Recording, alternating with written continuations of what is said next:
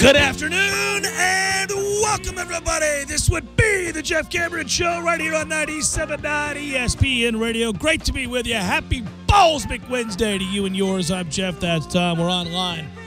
ESPNTallahassee.com. That's where you go to listen live via the streaming. Free always. Don't miss anything. If you do miss something, it's all right. You'll get caught up. All 3 hours posted both on iTunes and in our own audio vault.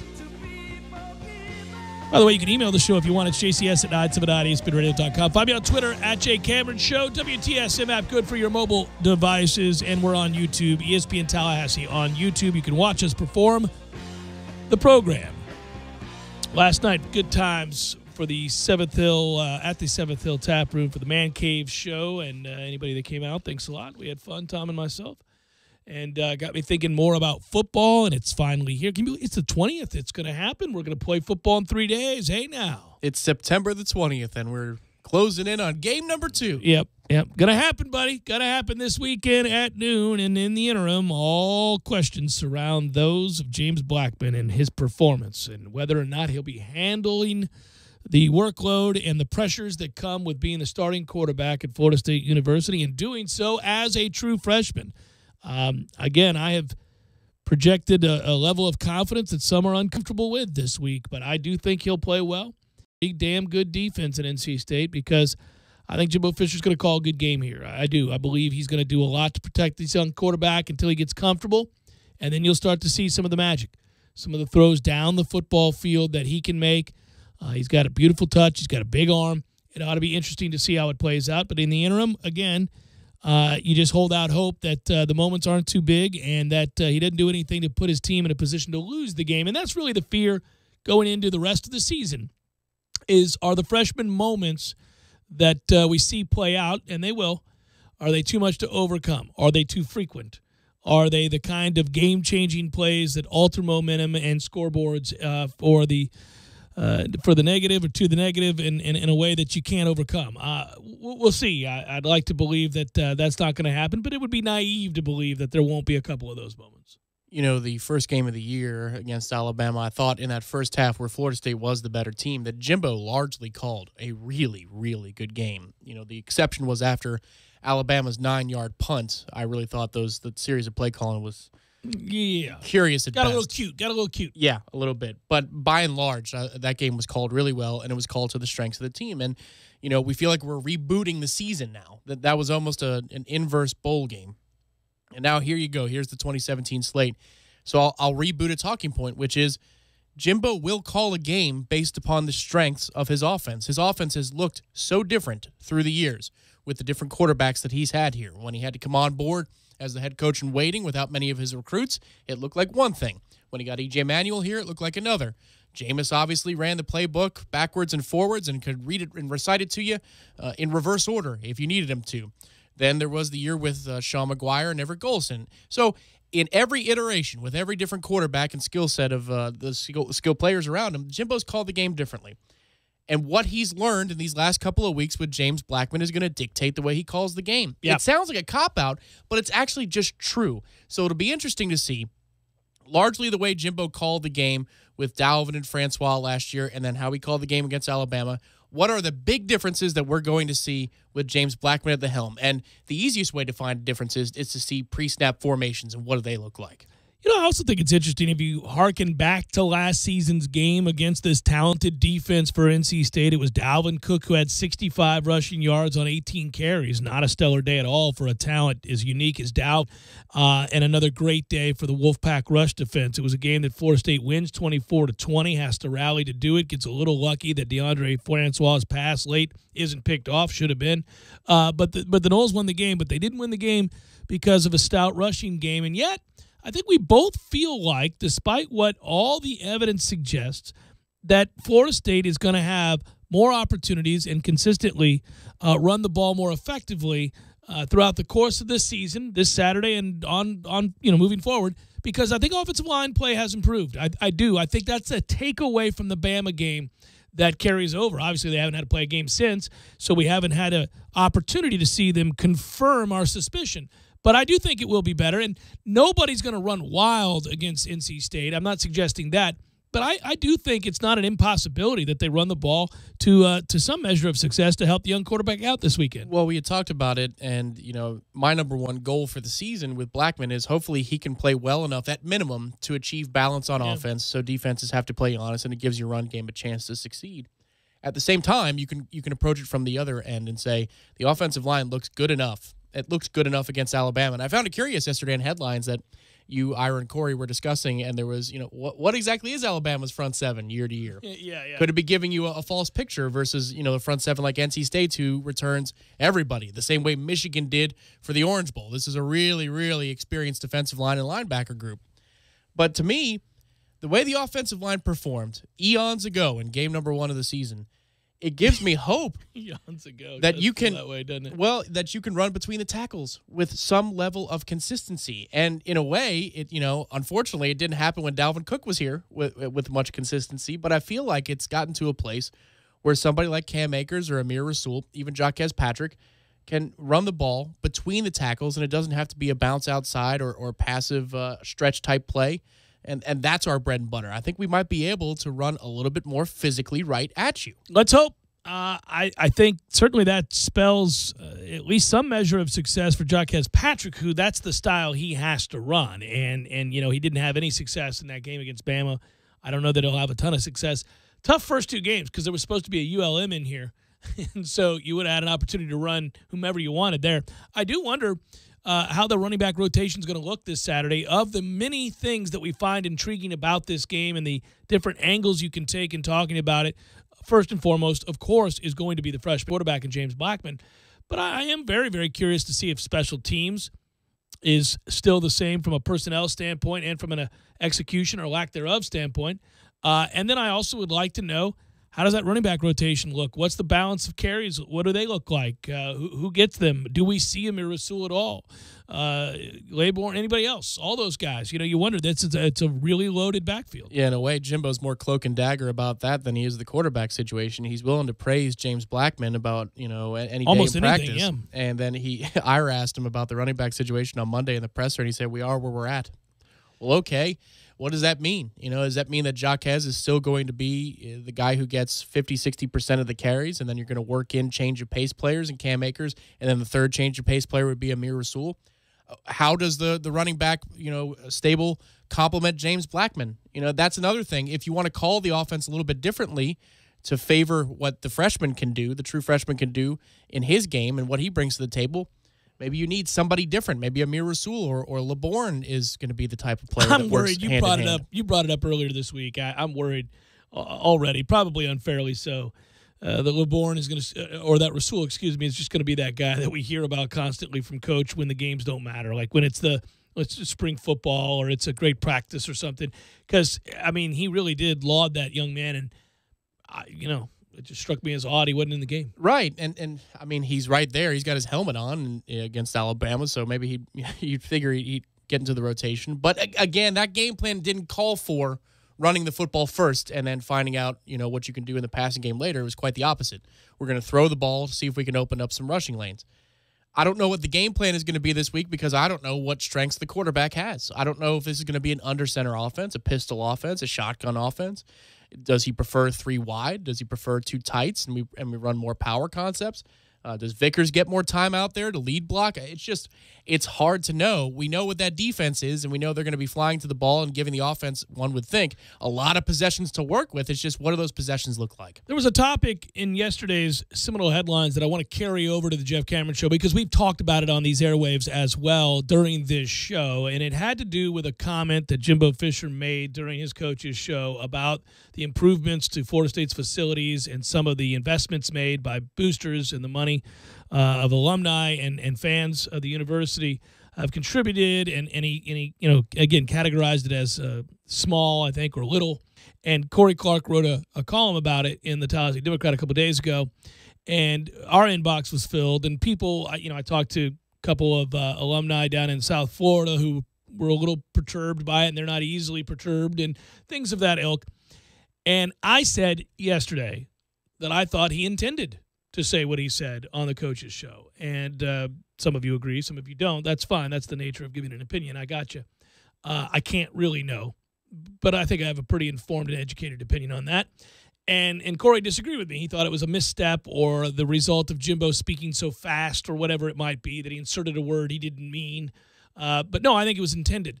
And that got you and me to talking both on and off the air. We've had this conversation before. It's not such a bad thing. And I want to elaborate on it next. And I'll save a little time here in this opening segment because it's probably something we can fully vet in a moment. Whether or not it's a dismissive thing for a coach to say, a belittling, unappreciated gesture or act from the fans by a head coach or not. And I think I need to clarify that because I think some of you believe that I said that he did this in some form of a nefarious way. And I'm not apologizing for believing that he intended to kind of take a shot. But I do want to clarify that, and we'll do it next. Jeff Cameron Show, 97.9 ESPN Radio.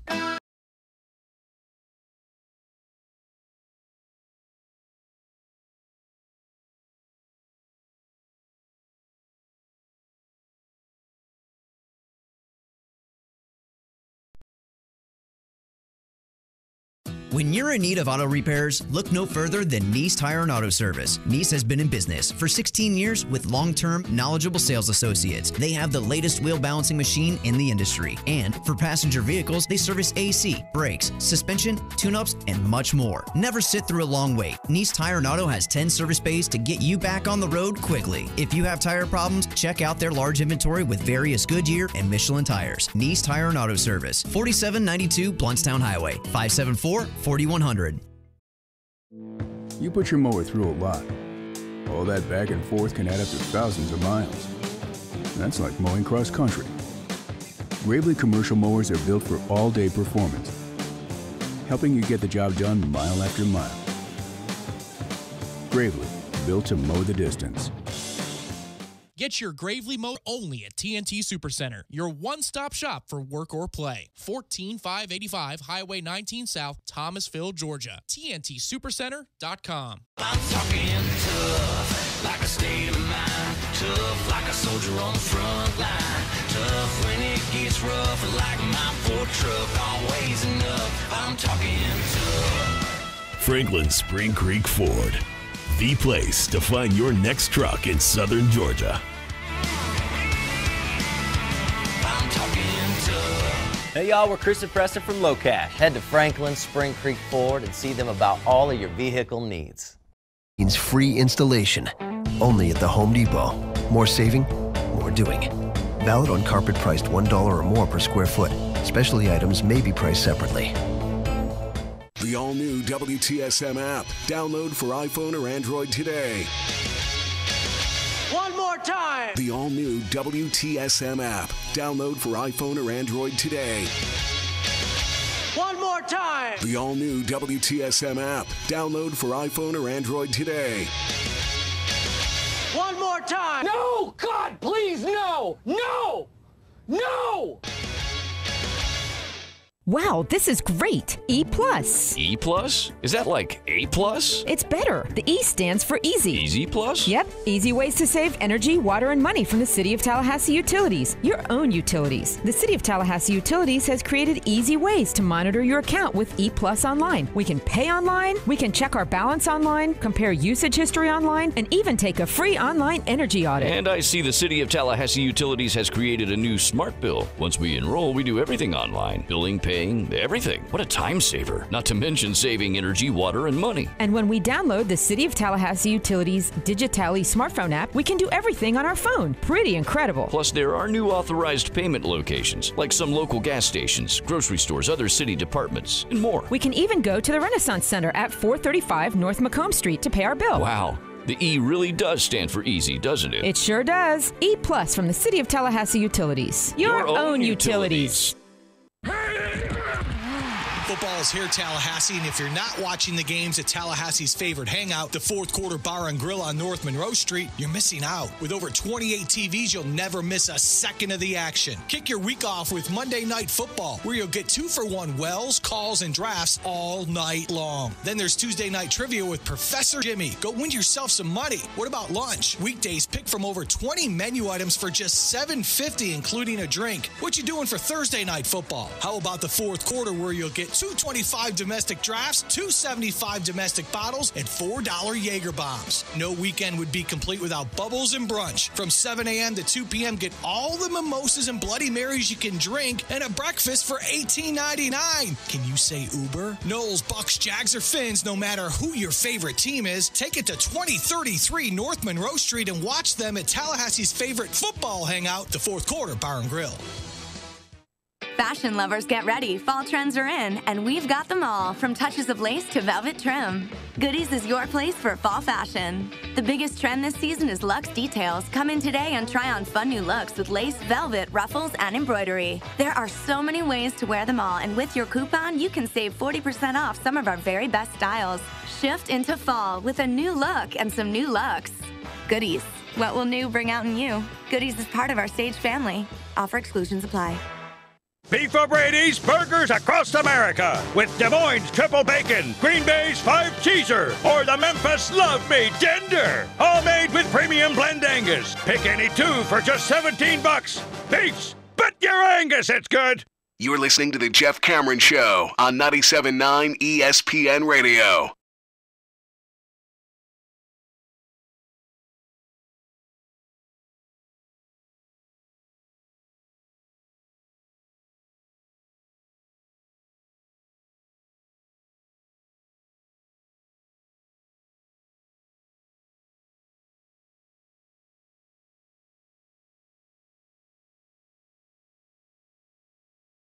Jeff Cameron Show, 97.9 ESPN Radio. A moment ago, I mentioned the comment from Coach Fisher saying that Florida State has to get caught up during his weekly call-in show last week. And there was a question that came from a caller about what Florida State's done to compete in the arms race, basically. And it is a perpetual arms race, there's no doubt. But Fisher went on to say, we haven't done anything for a long time here. We did when we first got here. We made a few little adjustments. Since then, we really haven't. We've got to get caught up in that area. And right away, when people heard little adjustments, quote unquote, it rubbed them the wrong way. It certainly, if you just read that, it would jump off the page. To hear it, and I know you did. I did not hear it. Yeah. I went back and listened and found it. But yeah, at the time, you heard it in real time. You were driving the car. I was, yeah. And so did it strike you immediately as, oh, well, okay. Yeah, well, because, he was asked also what's the next step, and he said the football-only facility, and it was a direct shot, man. He knew what he was doing. This wasn't something where he was listing off 8 different things. This was the middle of those 8 different things, and that's the only thing that appears in the paper. The question was directly about this topic. The answer was directly about this topic, and he sounded irked that we hadn't done enough lately to keep up with our rivals. Well, so this is what I wanted to bring up for this reason. I said when I talked about that article and the comment that I thought he absolutely intended to say it the way he said it. And I think he wanted to send a message.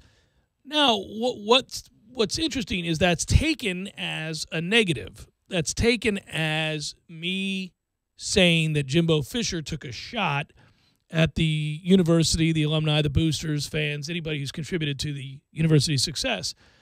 And I don't think that's true either. I think that is the relationship between a head coach and an athletic department and a university president, and it's always going to be that way when you're at one of these kinds of schools. If you're in a Power 5 conference with a rich history and you are tasked with the responsibility, as I like to say, of winning conference and or national championships or guiding your team year in and year out to be a top 10 program, then the coach is always going to be pushing for more. And frankly, coaches want what they want, and then they want the next thing because it is an arms race that's not quitting anytime soon, not slowing down anytime soon. There are no rules against it. And given what Alabama has compared to everybody else, everybody's giving chase.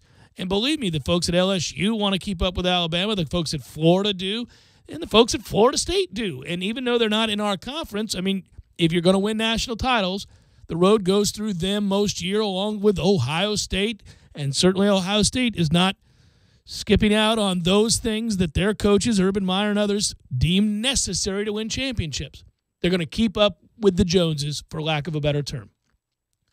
And I just think a coach at all times is going to kind of press those buttons. He's going to push that issue. And it's probably the way it has to be. I know we agree on this. I mean, to some extent, it can certainly rub you the wrong way. And I do think wording's important. And I think sometimes coaches, not just Jimbo, coaches fail in that department because they're not always the most eloquent guys in the room, and they're not really paying attention to nuance. It's a lot about, hey, I want this. I'm going to voice my concerns that we don't have it. And if I have a public platform and or an opportunity, I'm going to mention it again because I want to put pressure on the university and the donors who are going to allow for this to happen, or at least to have them see the bigger picture. That, yeah, it's great we built an indoor practice facility. Yes, we spent $15 million on said facility. And yes, there was a players-only locker room built, and it does look like, when you tour the facility now, state-of-the-art. It's beautiful. It's amazing, right? And the locker room renovations and all of the things that you would want. It's an overhaul. It's been an overhaul here. And he's gotten everything he's asked for.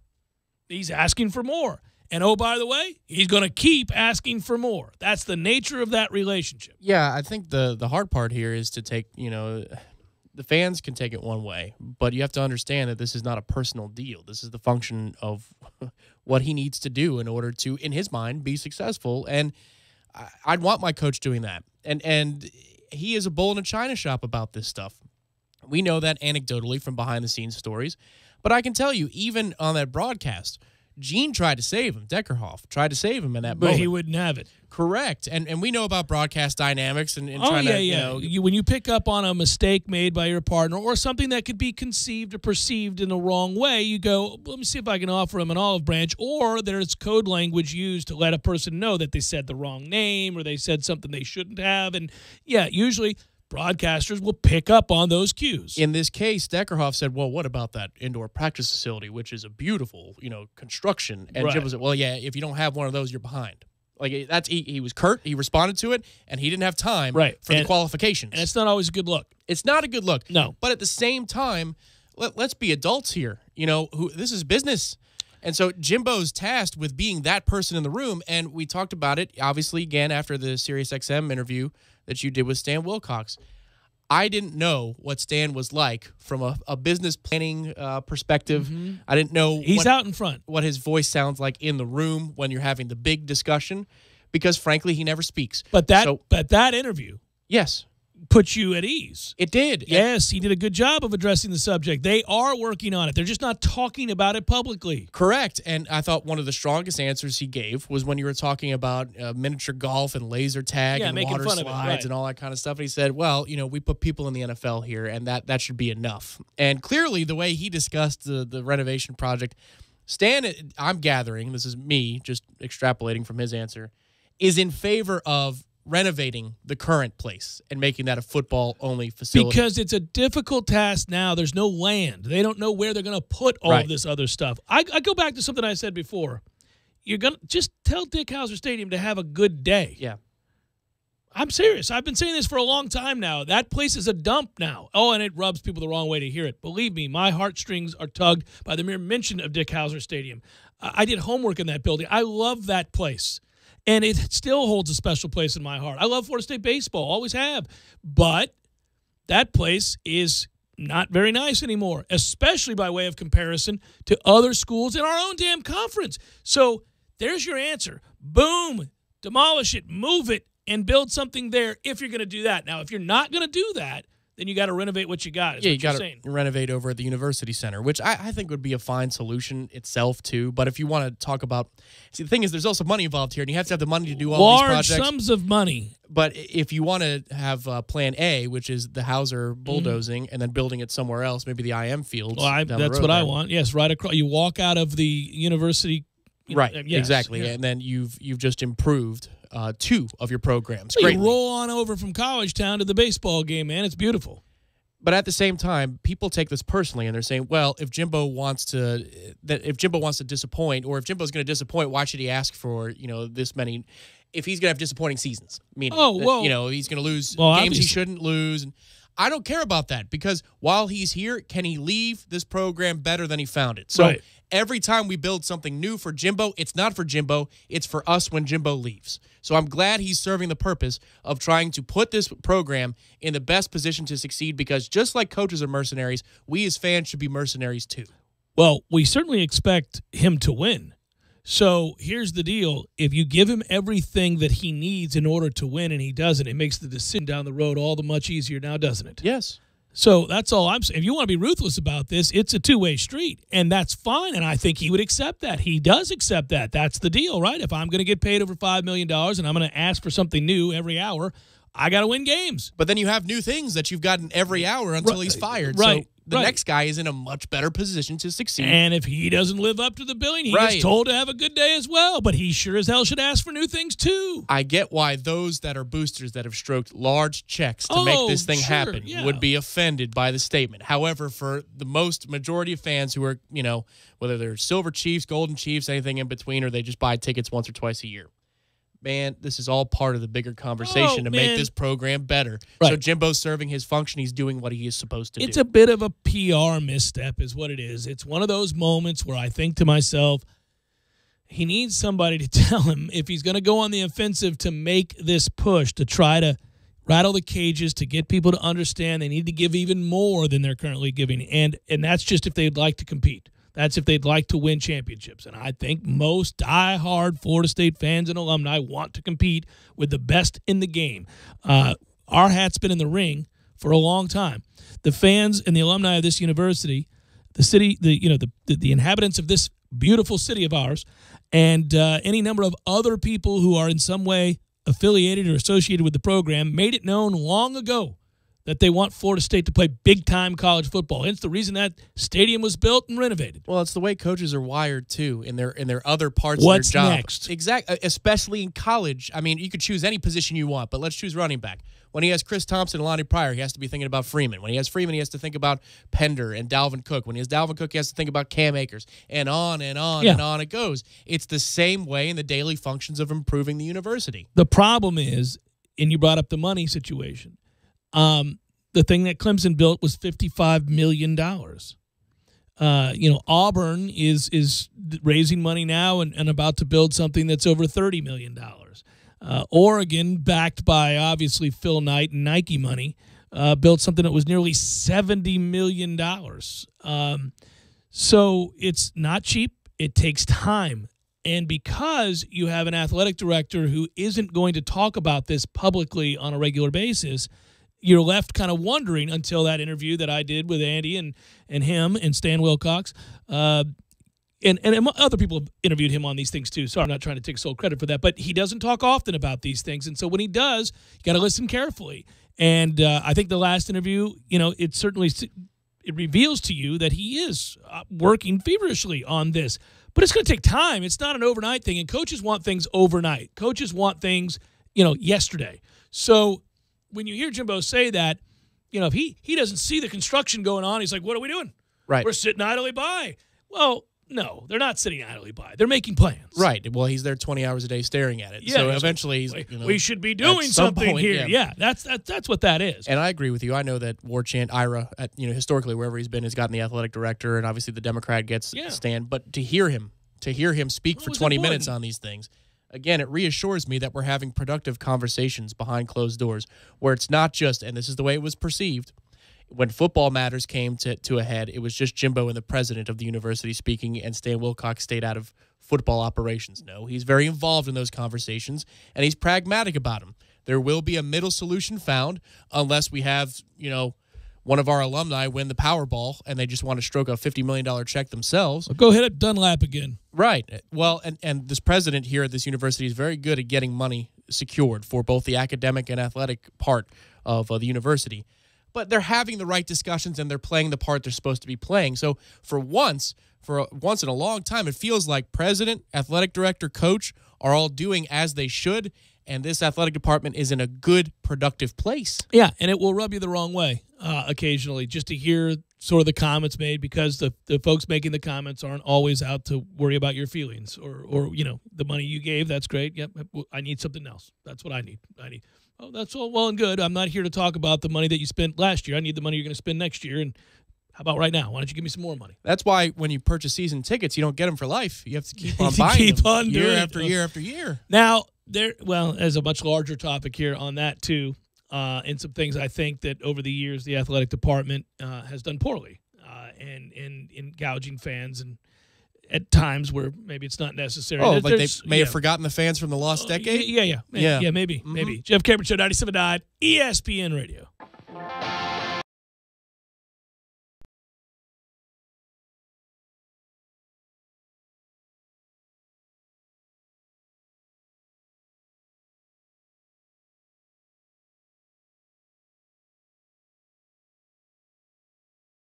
When you're in need of auto repairs, look no further than Nice Tire and Auto Service. Nice has been in business for 16 years with long-term, knowledgeable sales associates. They have the latest wheel balancing machine in the industry. And for passenger vehicles, they service AC, brakes, suspension, tune-ups, and much more. Never sit through a long wait. Nice Tire and Auto has 10 service bays to get you back on the road quickly. If you have tire problems, check out their large inventory with various Goodyear and Michelin tires. Nice Tire and Auto Service, 4792 Bluntstown Highway, 574-4100.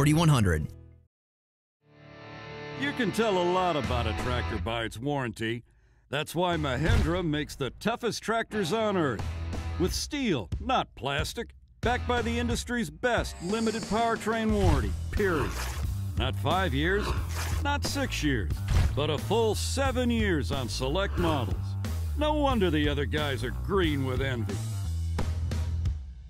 No money down, 0% interest, and no payments until July. Available at TNT Supercenter. I'm talking tough, like a state of mind. Tough, like a soldier on the front line. Tough when it gets rough, like my Ford truck. Always enough, I'm talking tough. Franklin Spring Creek Ford, the place to find your next truck in southern Georgia.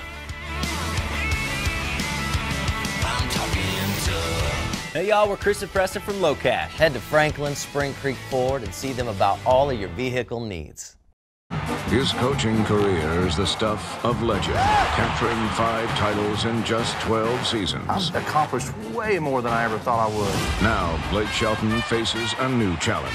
I'm going to win this season. Pint-sized prodigy Miley Cyrus. I was 23 when my first song came out. I was 22. I was 11. It's Miley versus Blake in a clash of the ages on Emmy winner The Voice. Next Monday on NBC. Get your weekend started right here on 97.9 ESPN Radio. Saturdays at 6 a.m. with Fishing Florida Radio. Listen to the three amigos, Boudreaux, Steve Chapman, and Captain Mike Ortega as they catch you up to speed on what's new and biting in the North Florida region. Big-time guests, celebrities, interviews, and 3 hours of the fishing info you need. Fishing Florida Radio is brought to you by Sea Quarters Marina off Highway 98 in Carabel. Sea Quarters Marina, your full-service marina, and presented by Hobbit American Grill, locally owned and operated since 1978. The following message is brought to you by Health Markets, your first choice when you need health insurance for your small business. Do you offer health insurance to your employees? Call us now and see if you can save money. Do you want to offer vision and dental to your employees? Call us. Do you think you're paying too much for your current health insurance? Call us. Do you want somebody else to do all the legwork and search thousands of health plans from over 180 health insurance companies nationwide? Call us. We're Health Markets, and thanks to a little-known own solution. We could help your business save thousands of dollars on health insurance costs and save your employees money too. Our service is free. Don't miss the great savings. Call now. 800-478-0834. 800-478-0834. 800-478-0834. That's 800-478-0834. Health Markets Insurance Agency is DBA of InSphere Insurance Solutions, Inc., licensed in all states. Product availability varies.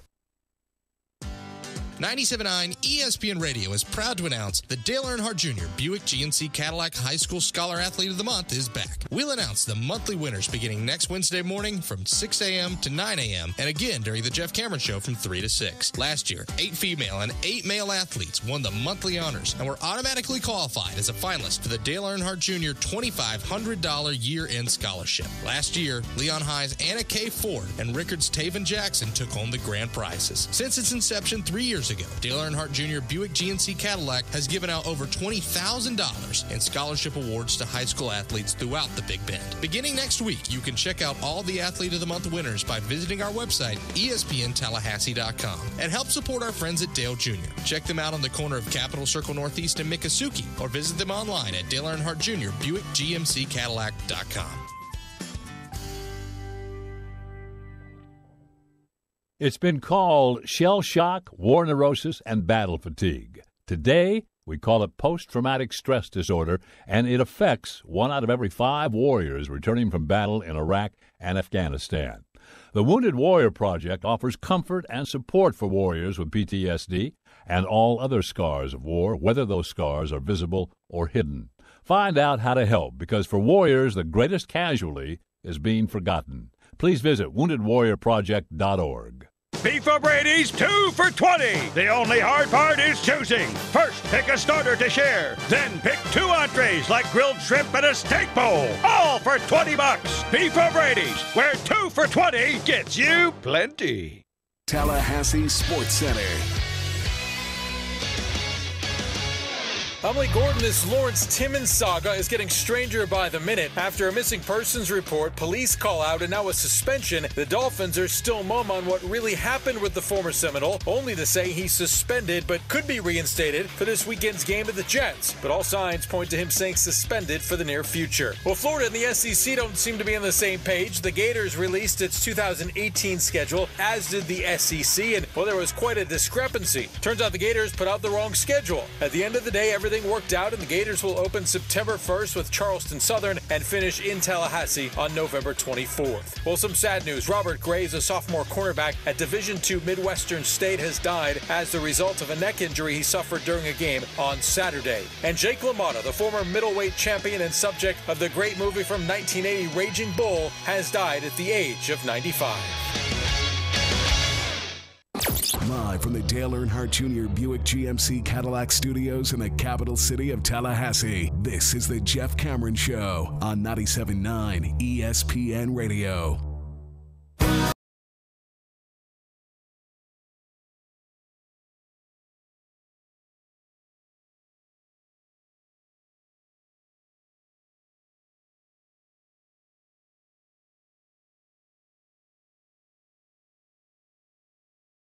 Jeff Cameron Show, 97.9 ESPN Radio, Ballsvik Wednesday edition of the program. At Jay Cameron Show, Jimbo addressed reality. FSU is surrounded by 7 lavishly funded SEC schools. FSU has to do better. Clemson has raised the ante. Yeah, I don't disagree. This is the way of the world in big-time college athletics right now. That money has to be raised. Now, on the one hand, you can do that while acknowledging that strides have been made, including the fact that that's one of the more expensive coaching staffs in college football. They've been able to compete on that level, and now you can argue, and many do. That's also made our way into the inbox. That okay, I got you. You need better facilities, and you're going to constantly need better facilities because that's the way of the world in the arms race. But maybe you could use some of that money to bring in a few better coaches, too. And there are very specific coaches that people would like to see told to have a good day and others that they would like to see brought in. That's also a big part of college football and the debate surrounding it by fans. And you see that every year, too. Well, obviously, if special teams continues to be a problem, One thing I've said about that is, okay, fine, we can identify Jay Graham as the running backs coach and man in charge of special teams, but he's not solely in charge of special teams. And moreover, if something goes on in perpetuity, eventually it falls at the feet of the head coach. If it's a one-year thing, you kind of go, looks like Jerry Smith is struggling to do his job. We need to have a conversation with Jerry. If Jerry annually sucks and remains employed, then we say, need to talk to the head coach about Jerry's employment. That's just how we get to these things. That's how the conversation goes. Oddly enough, to me, special teams has been the one where I've said, all right, Jimbo, it's been how many years? How many years does it take before improvements, market improvements need to be made here? And to me, I think the one that you can show most consistency in is coverage and returning, those two areas. If you have a good kicker, you have a good kicker. If you don't, you don't. Look at Alabama. I mean, yeah, their kicker situation has been dire for years. If you get a good kicker, then you're going to be A-okay. If you have a good punter, I mean, we had one for 5-6 years in a row, and then you're taken care of in that department. But coverage and returns and the yards you can gain or lose there, I mean, those are massively important, especially if you're going to be playing like we are, a bunch of good defenses this year. The defensive, I get it. That's the loudest outcry because that's 11 on the field that are playing half the game, and they're costing us games in September last year in a big way.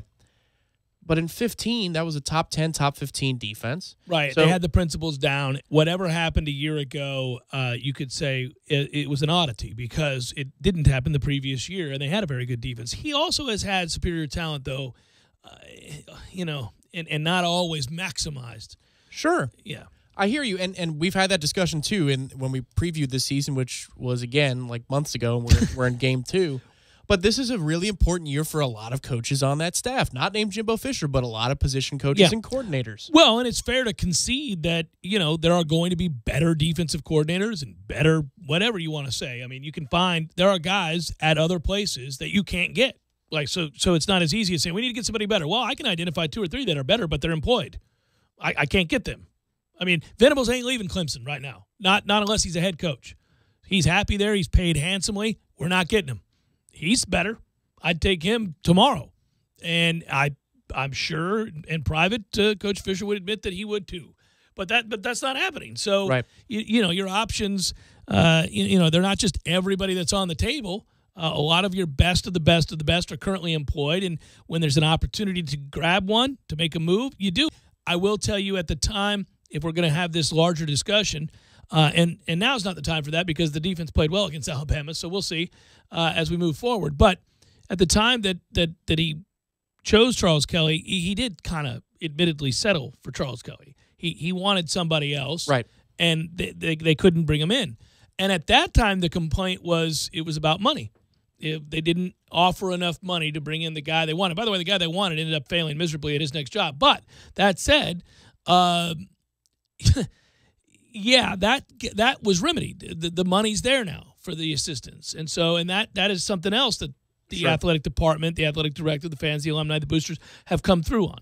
Well, I can remember way back when, this is the summer of 2004, I'm in an economics class, and I'm getting the jump on the fall semester. So in high school, I took this economics class.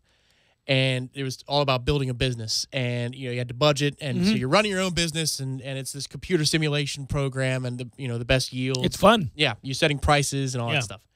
But the percentage of what you have for revenue, you have to throw to R&D, you have to throw to advertising, you have to throw to your salaries for your employees. Very important to advertise. Well, absolutely, and especially most of your money should go into radio advertising. Well, one that has a personal touch, like a real show. Unlike DJs that just say, coming up next. No, proven ratings over many, many years. Sure. In theory, sure. Yeah. But where do you want to spend the money? If you play the... Once again, advertising, Tom. Play the athletic director. Play the athletic director. Play the president of the university. And let's say you have, $50 million in a year. How much goes into the coaching staff? How much goes into development of new facilities? How much goes... You know what I mean? And every fan will have a little bit of a different take on that. Slightly different take on where you should go and why. Yeah. Yeah. And they're all beneficial. But Coach, clearly, is coming from a place where he wanted to get his assistants paid first. Jimbo did. He got the assistants pool raised up to be with the big boys in the country. And all the while, he was pushing for the IPF.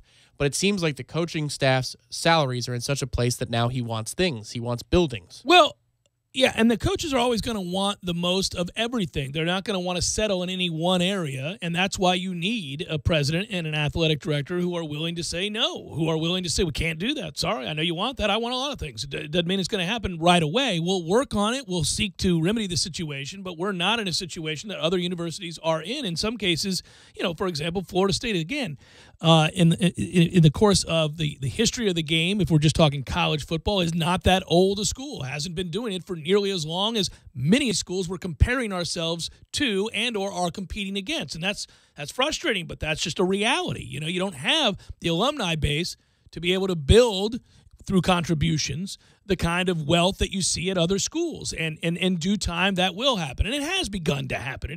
You're starting to see it.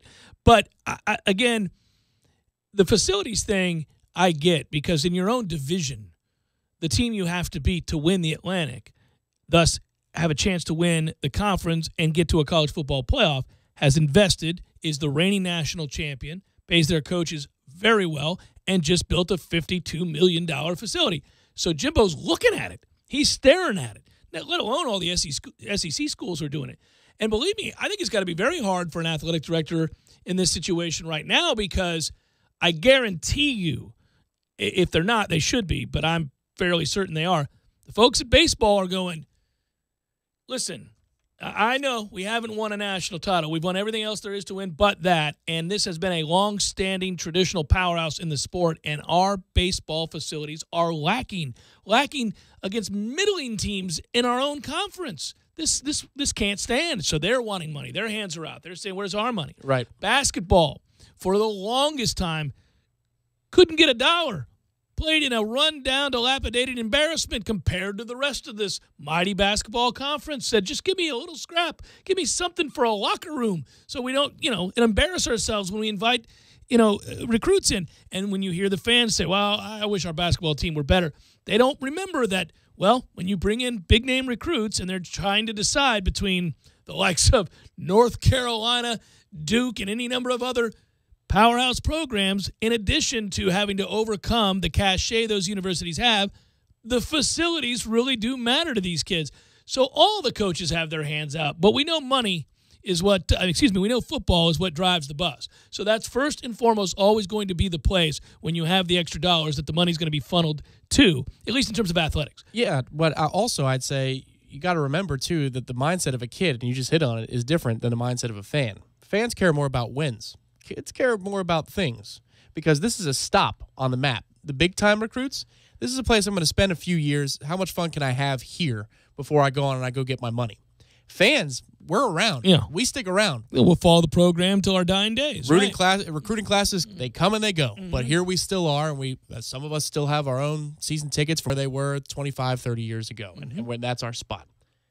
Kids care about things. So I get why Jimbo is fighting for that, and I also get why the fan is saying, well, how about we just beat Clemson 2 or 3 years in a row and put them back in their hole and say, they've got nice facilities, yes, but we're a better program because we beat them on the field every year. Yeah, but also it's it's not that convoluted, because here's the deal. If you look at recruiting rankings, Florida State is right there every year with the best programs in the country. They get bested occasionally by Alabama and Ohio State, but really nobody else on a consistent basis. And therefore, if you're losing to teams and you have the requisite skill to beat them, now the conversation shifts from money for facilities and what really are we in that big debate to, you have just as good of players and you're not winning the game, so I don't want to hear a damn thing about a facility. Because that is also a fair discussion. Which you could say a former president of this university may have had a conversation with perhaps a coach who's still here. About that. About, hey, well, you've got players. I don't understand why this is happening. Where's all the winning? No soup for you. No extension for you. Yeah. And then you've got to consider and throw this whole wrench in the equation.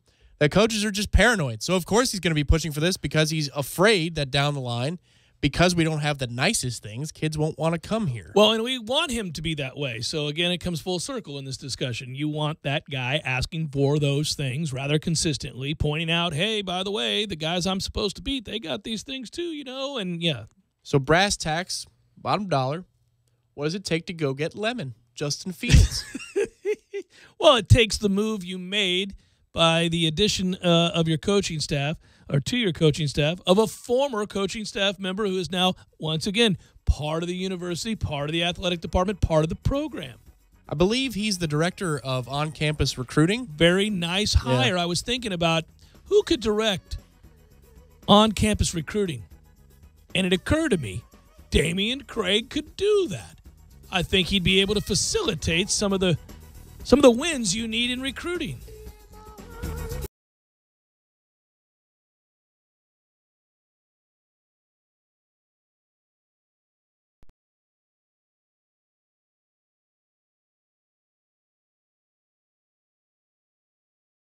When you're in need of auto repairs, look no further than Nice Tire and Auto Service. Nice has been in business for 16 years with long-term, knowledgeable sales associates. They have the latest wheel balancing machine in the industry. And for passenger vehicles, they service AC, brakes, suspension, tune-ups, and much more. Never sit through a long wait. Nice Tire and Auto has 10 service bays to get you back on the road quickly. If you have tire problems, check out their large inventory with various Goodyear and Michelin tires. Nice Tire and Auto Service, 4792 Bluntstown Highway, 574-4100.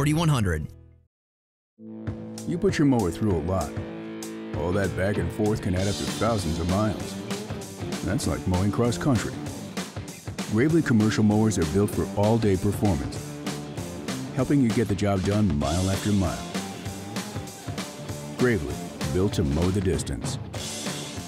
Get your Gravely motor only at TNT Supercenter, your one-stop shop for work or play. 14585 Highway 19 South, Thomasville, Georgia. TNTSupercenter.com. I'm talking tough, like a state of mind. Tough, like a soldier on the front line. Tough when it gets rough, like my Ford truck, always enough. I'm talking tough. Franklin Spring Creek Ford, the place to find your next truck in southern Georgia.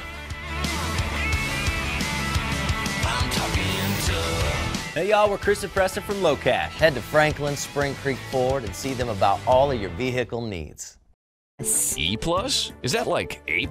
It's better. The E stands for easy. Easy Plus? Yep. Easy ways to save energy, water, and money from the City of Tallahassee Utilities. Your own utilities. The City of Tallahassee Utilities has created easy ways to monitor your account with E+ online. We can pay online, we can check our balance online, compare usage history online, and even take a free online energy audit. And I see the City of Tallahassee Utilities has created a new smart bill. Once we enroll, we do everything online. Billing, paying, everything. What a time saver. Not to mention saving energy, water, and money. And when we download the City of Tallahassee Utilities Digitally smartphone app, we can do everything on our phone. Pretty incredible. Plus, there are new authorized payment locations, like some local gas stations, grocery stores, other city departments, and more. We can even go to the Renaissance Center at 435 North Macomb Street to pay our bill. Wow.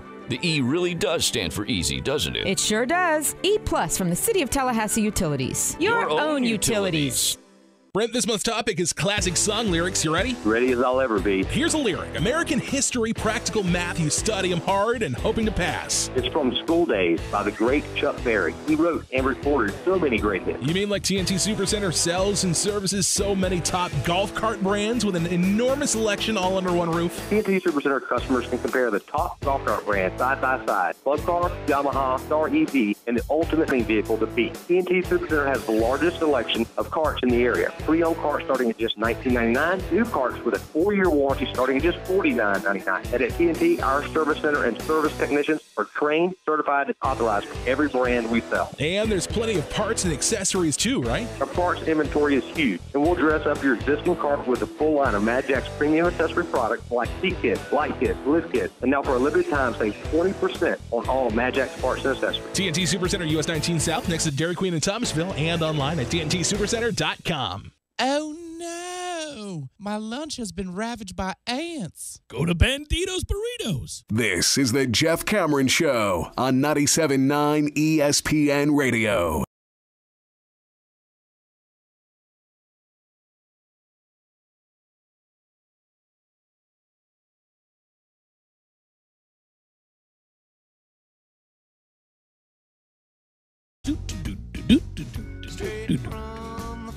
I kind of complain sometimes that there's too much football. I know that sounds like blasphemy, but there is, because then it takes away from how special football is when you get to see it, if you can see it every day. You know what I mean?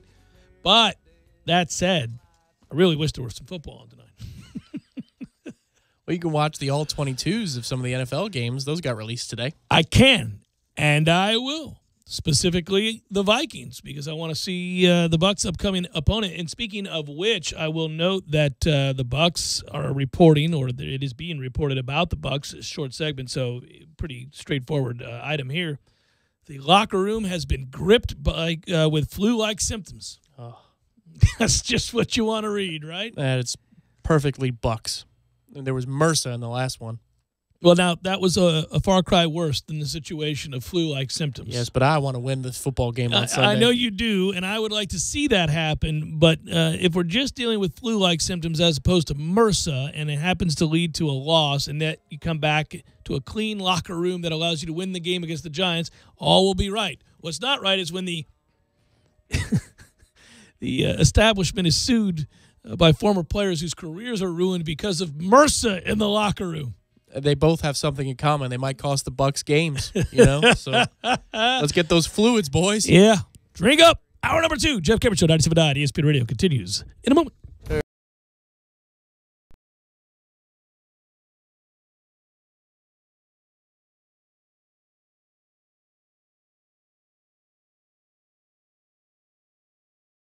When you're in need of auto repairs, look no further than Nice Tire and Auto Service. Nice has been in business for 16 years with long-term, knowledgeable sales associates. They have the latest wheel balancing machine in the industry. And for passenger vehicles, they service AC, brakes, suspension, tune-ups, and much more. Never sit through a long wait. Nice Tire and Auto has 10 service bays to get you back on the road quickly. If you have tire problems, check out their large inventory with various Goodyear and Michelin tires. Nice Tire and Auto Service, 4792 Bluntstown Highway, 574-4100. You can tell a lot about a tractor by its warranty. That's why Mahindra makes the toughest tractors on earth. With steel, not plastic. Backed by the industry's best limited powertrain warranty, period. Not 5 years, not 6 years, but a full 7 years on select models. No wonder the other guys are green with envy. No money down, 0% interest, and no payments until July. Available at TNT Supercenter. I'm talking tough, like a state of mind. Tough, like a soldier on the front line. Tough when it gets rough, like my Ford truck. Always enough, I'm talking tough. Franklin Spring Creek Ford, the place to find your next truck in southern Georgia. Hey y'all, we're Chris and Preston from Low Cash. Head to Franklin Spring Creek Ford and see them about all of your vehicle needs.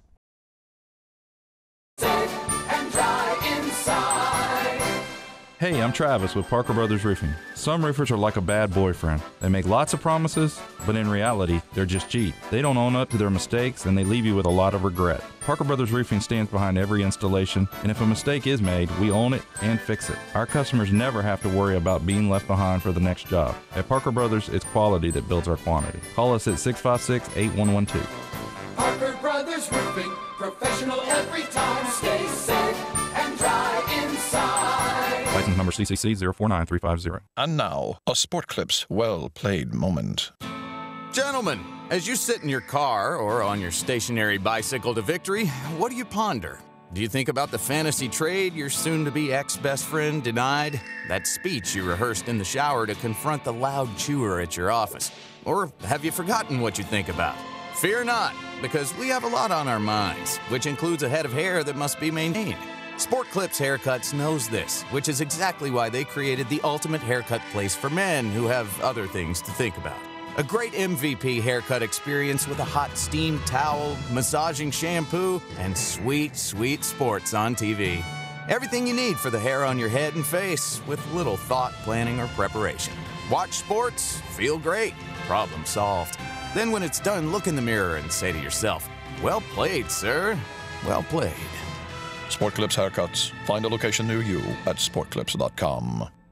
Hey, Fido! Yes, bud? Hey, have you heard about that Hair of the Dog sports bar? Yeah, it's all everyone's been barking about. It's Midtown's #1 sports bar with over 50 TVs, burgers, loaded nachos and wings, and a massive bar. Plus, Hair of the Dog is human-friendly, but you gotta keep them on a leash. Sounds like a great place to watch those human teams play catch. You mean football? Hair of the Dog Sports Bar, Midtown, North Monroe behind Brugger's. Best drink prices and juiciest burgers in town. Sexy French poodles welcome. Broadcasting live from the Dale Earnhardt Jr. Buick GMC Cadillac Studios. This is 97.9 ESPN Radio, WTSM, Woodville, Thomasville, Tallahassee. Tallahassee Sports Center. Emily Gordon, this Lawrence Timmons saga is getting stranger by the minute. After a missing persons report, police call out, and now a suspension, the Dolphins are still mum on what really happened with the former Seminole, only to say he's suspended but could be reinstated for this weekend's game at the Jets. But all signs point to him staying suspended for the near future. Well, Florida and the SEC don't seem to be on the same page. The Gators released its 2018 schedule, as did the SEC, and, well, there was quite a discrepancy. Turns out the Gators put out the wrong schedule. At the end of the day, everything worked out, and the Gators will open September 1st with Charleston Southern and finish in Tallahassee on November 24th. Well, some sad news. Robert Graves, a sophomore cornerback at Division II Midwestern State, has died as the result of a neck injury he suffered during a game on Saturday. And Jake LaMotta, the former middleweight champion and subject of the great movie from 1980, Raging Bull, has died at the age of 95. Live from the Dale Earnhardt Jr. Buick GMC Cadillac Studios in the capital city of Tallahassee, this is the Jeff Cameron Show on 97.9 ESPN Radio.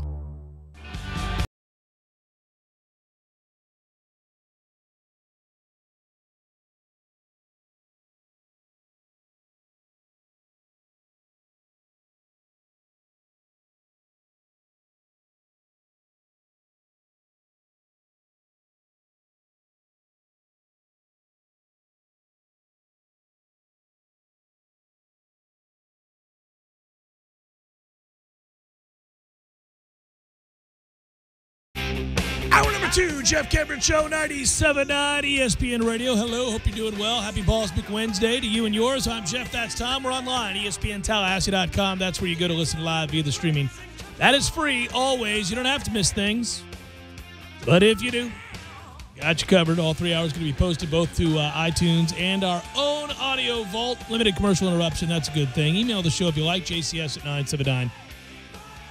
ESPNradio.com. On Twitter, it's at Jay Cameron Show. And, oh, by the way, we're on the YouTube app there. Go to YouTube and type in ESPN Tallahassee, and you'll watch us perform the show. There you go. That's good news. I was reminded during the break that the door has slammed shut on the Pirates, Tom. I was just looking at some more statistics, and I'm going to stop doing that. I'm going to take my own advice and stop doing that. I'm going to accept what is and move along. Disastrous year that was. It can be very, very tough. But now you have to sink yourself into football full on. And when you do that, there's an emotional investment. Luckily, that is rewarded by Saturday afternoon's game. And by the way, this is one of those rare times where I am very excited for the game to be at noon. The pregame show, Tallahassee Game Day with myself and Tom, my producer over there, will begin at 9 a.m. You should tune in and listen to that pregame show. It'll be very, very good. I look forward to doing it because we're talking about an actual game against an actual team and not just practice and not stuff in theory, but reality, what's going to happen, what we think will happen, and then the game will happen, and we'll talk about said game. But noon is the soonest the game could be. They don't play 11 a.m. games, no 10 a.m. games, no 9 a.m. games. So I'm excited that as soon as we can possibly play football on Saturday, we're going to be playing.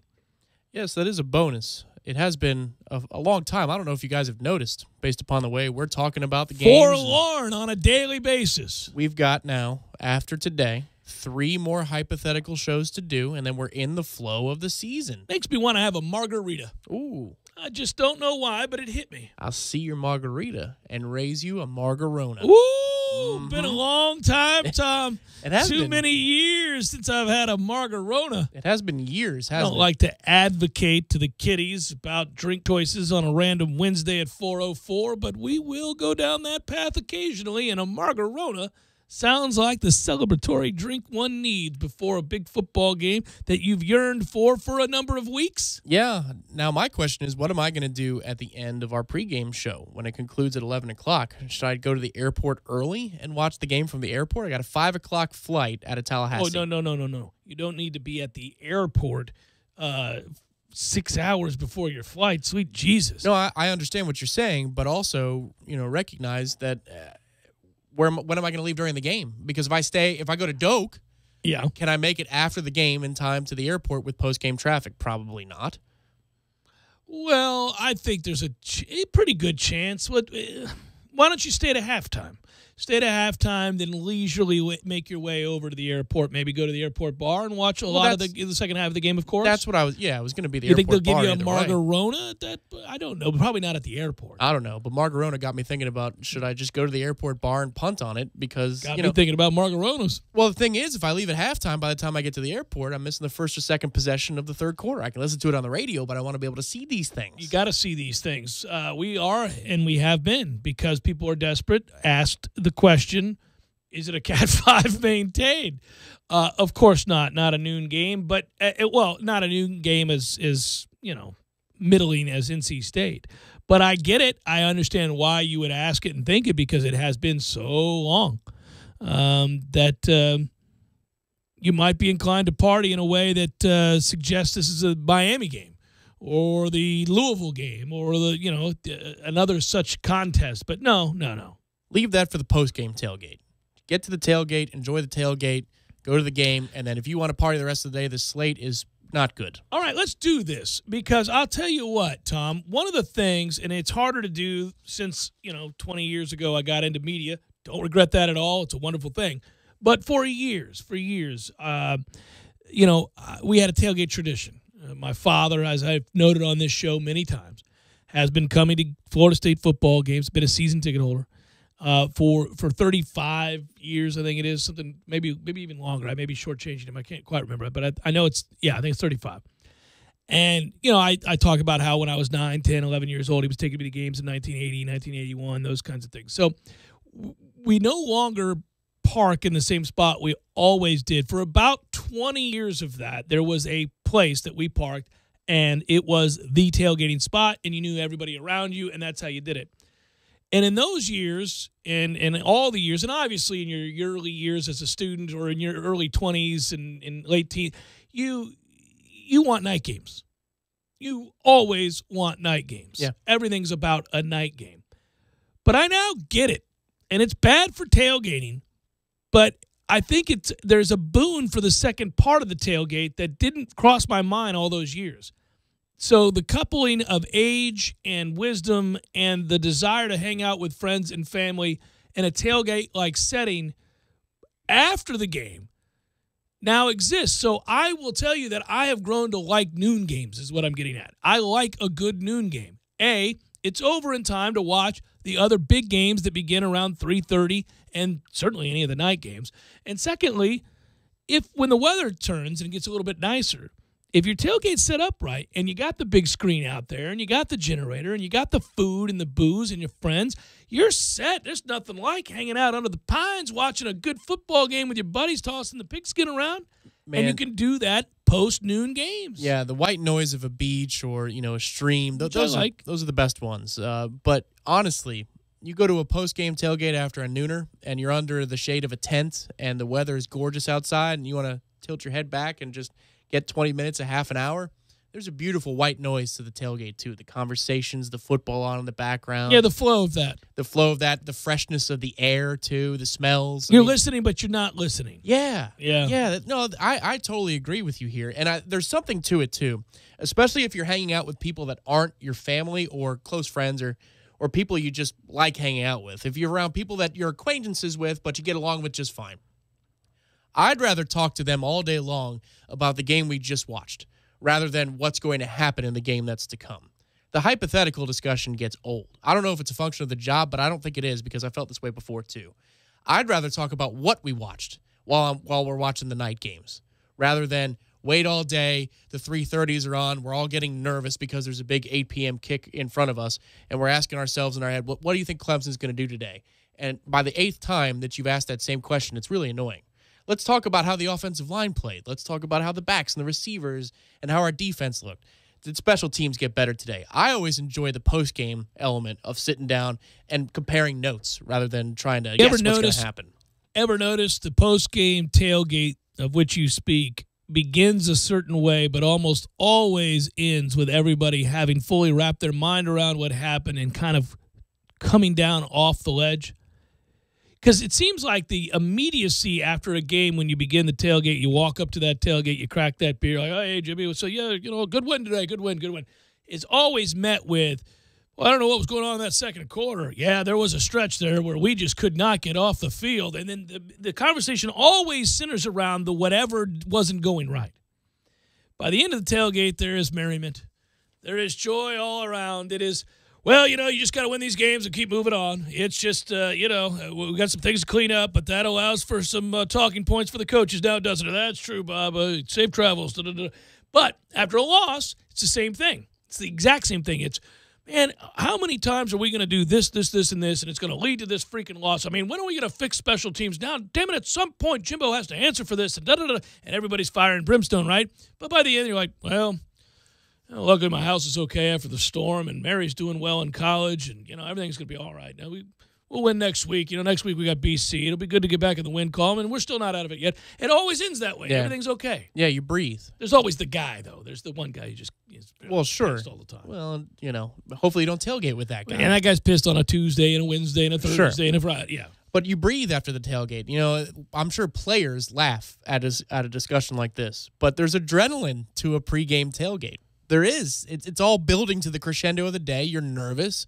That means you care about your university. You want your team to win. So there's adrenaline, and there's not much time to breathe and think because you're breaking down the game. You're excited. You want to go see it. You want to make sure you get in on time. You got the person who worries about getting into the stadium too late, and the mass of people. We can't miss kickoff, or we can't miss. Well, if you're going to go through the various characters at a tailgate, there is no more annoying guy than the guy who is forcing everybody to begin the stadium walk a full 2 hours before the game. No, sir. Some people want to see the band. I want to see the kickoff. Now if there's a flyover or something cool and you want to get in, great. But you can see it outside the stadium anyway. Always feels like there's a flyover for every game anymore. They've kind of ruined the specialness of that too. Well, if it's a stealth bomber, you want to be in for the stealth bomber. Sure, flyover. sure. I'm not trying to belittle anybody. I'm just saying it's like. But after the game, everybody kind of breathes, and the adrenaline is worn off, and everybody's reasonable.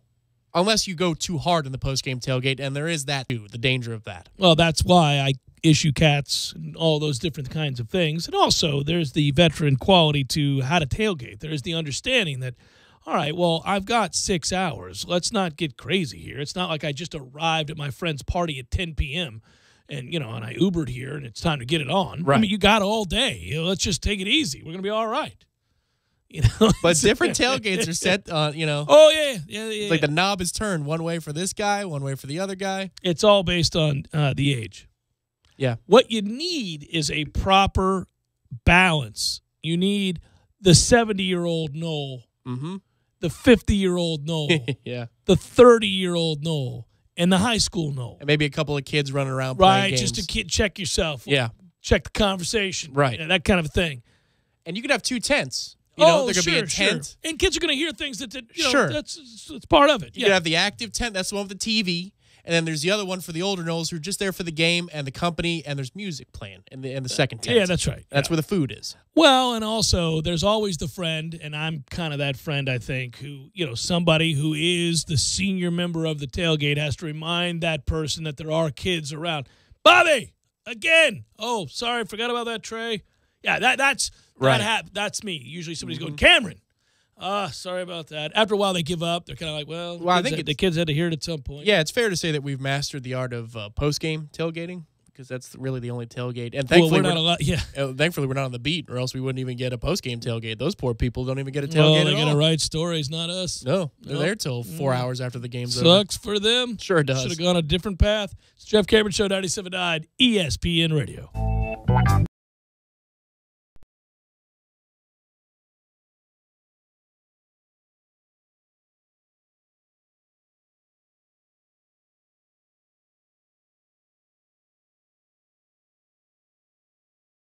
When you're in need of auto repairs, look no further than Nice Tire and Auto Service. Nice has been in business for 16 years with long-term, knowledgeable sales associates. They have the latest wheel balancing machine in the industry. And for passenger vehicles, they service AC, brakes, suspension, tune-ups, and much more. Never sit through a long wait. Nice Tire and Auto has 10 service bays to get you back on the road quickly. If you have tire problems, check out their large inventory with various Goodyear and Michelin tires. Nice Tire and Auto Service, 4792 Bluntstown Highway, 574-4100. You put your mower through a lot. All that back forth can add up to thousands of miles. That's like mowing cross country. Gravely commercial mowers are built for all-day performance, helping you get the job done mile after mile. Gravely, built to mow the distance. Get your Gravely motor only at TNT Supercenter, your one-stop shop for work or play. 14585 Highway 19 South, Thomasville, Georgia. TNTSupercenter.com. I'm talking tough, like a state of mind. Tough, like a soldier on the front line. Tough when it gets rough, like my Ford truck. Always enough. I'm talking tough. Franklin Spring Creek Ford, the place to find your next truck in southern Georgia. I'm talking tough. Hey y'all, we're Chris and Preston from Low Cash. Head to Franklin Spring Creek Ford and see them about all of your vehicle needs. BrewingCO.com for more info. Proof Brewing Company reminds you to please drink responsibly. Critics have so many great things to say about The Good Place, it's darn near impossible to squeeze them all into 30 seconds. But we're going to try. Smart, the LA Times, Ingenious, the New York Times, Hilarious, Variety, Fantastically Funny, Entertainment Weekly, Laugh Out Loud, Hilarious, TVGuide.com, Sitcom Gold, TV Line, The Best New Comedy, Kristen Bella's Pitch Perfect, and Ted Danson is Divine, E! Online, Your Favorite New Addiction, Hollywood.com, binge watch Season 1 on Netflix now, GQ. The Good Place returns tonight after the season finale of America's Got Talent on NBC. Oh boy. Beef O'Brady's Burgers Across America with Des Moines Triple Bacon, Green Bay's 5-Cheeser, or the Memphis Love Me Tender. All made with premium blend Angus. Pick any two for just $17. Beefs, bet your Angus it's good.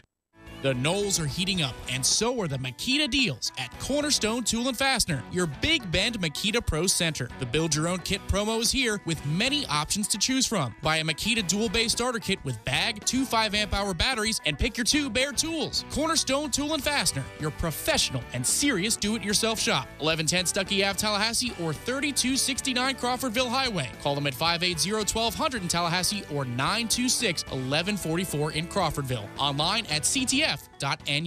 Get your weekend started right here on 97.9 ESPN Radio. Saturdays at 6 a.m. with Fishing Florida Radio. Listen to the three amigos, Boudreaux, Steve Chapman, and Captain Mike Ortega as they catch you up to speed on what's new and biting in the North Florida region. Big-time guests, celebrities, interviews, and 3 hours of the fishing info you need. Fishing Florida Radio is brought to you by Sea Quarters Marina off Highway 98 in Carabel. Sea Quarters Marina, your full-service marina, and presented by Hobbit American Grill, locally owned and operated since 1978.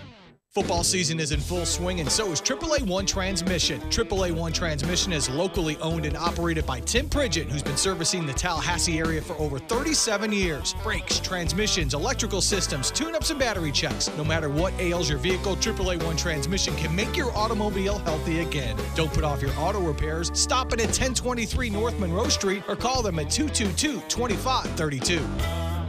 Do you like video games, live music, dancing, and having fun with your friends? Swing by the new Fire Betty's, located in Midtown on Thomasville Road and 5th Avenue. Not only can it quench your thirst, but now Fire Betty's offers a new fun food menu as well. Open Tuesday through Saturday from 5 p.m. to 2 a.m. There's something fun going on every night. From trivia on Wednesdays to live music on Fridays, hospitality nights on Thursdays, and unique music video DJ Saturdays. Come take a trip down memory lane and make some new ones too. Happy hour at Fire Betty's is Tuesday through Saturday from 5 to 8 p.m. And don't forget about Sunday Fun Day with the NFL Red Zone, liquid brunch and drink specials all day, starting at 3 p.m. For catering or private parties, message Fire Betty's on Facebook.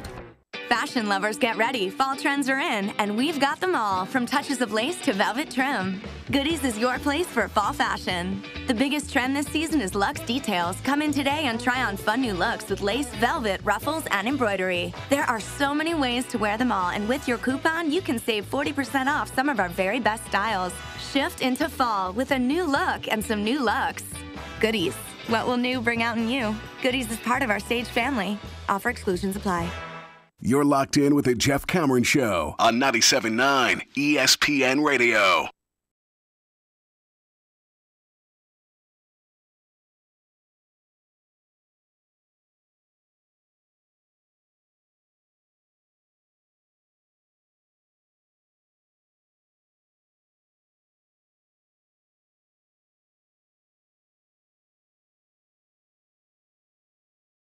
Very rare to get a very high quality remake, and this is one.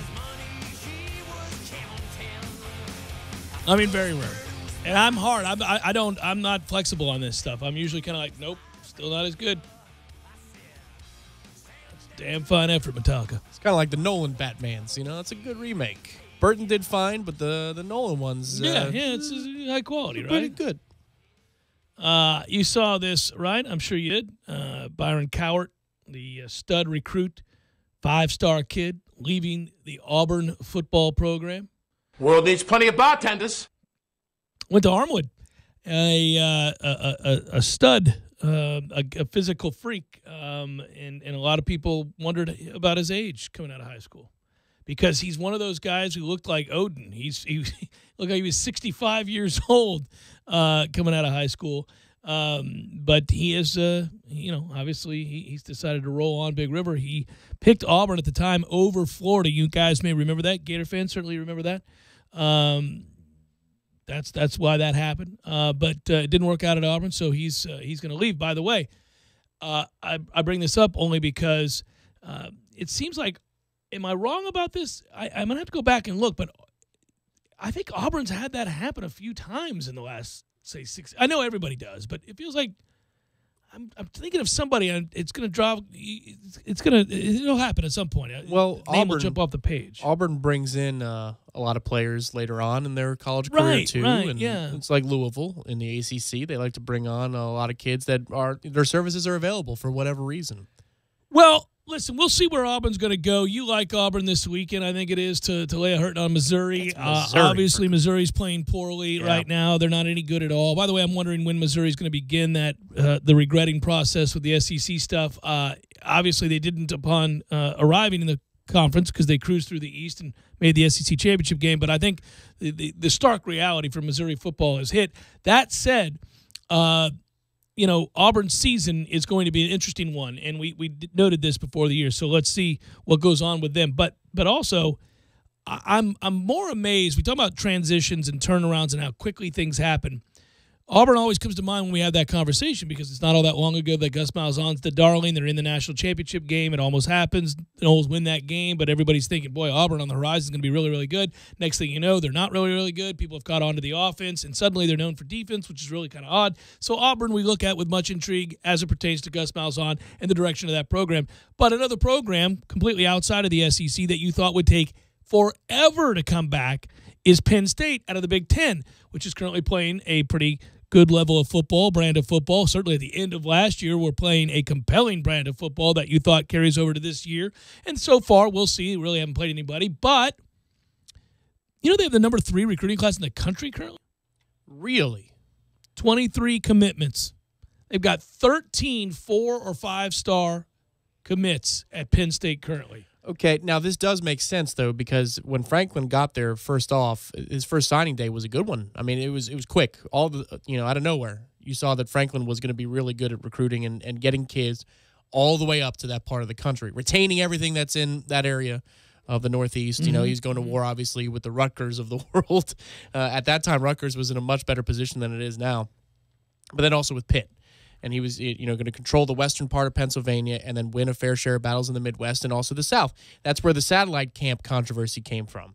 So while it's stunning to me that they're number 3, it's not shocking that they're pulling their weight and then some in recruiting. That's why they brought him. You think about how devastating the off-the-field stuff was at Penn State and the predicament it put the NCAA in and the view nationally of what Penn State did or didn't do and what that would mean for that program and that university as a whole moving forward.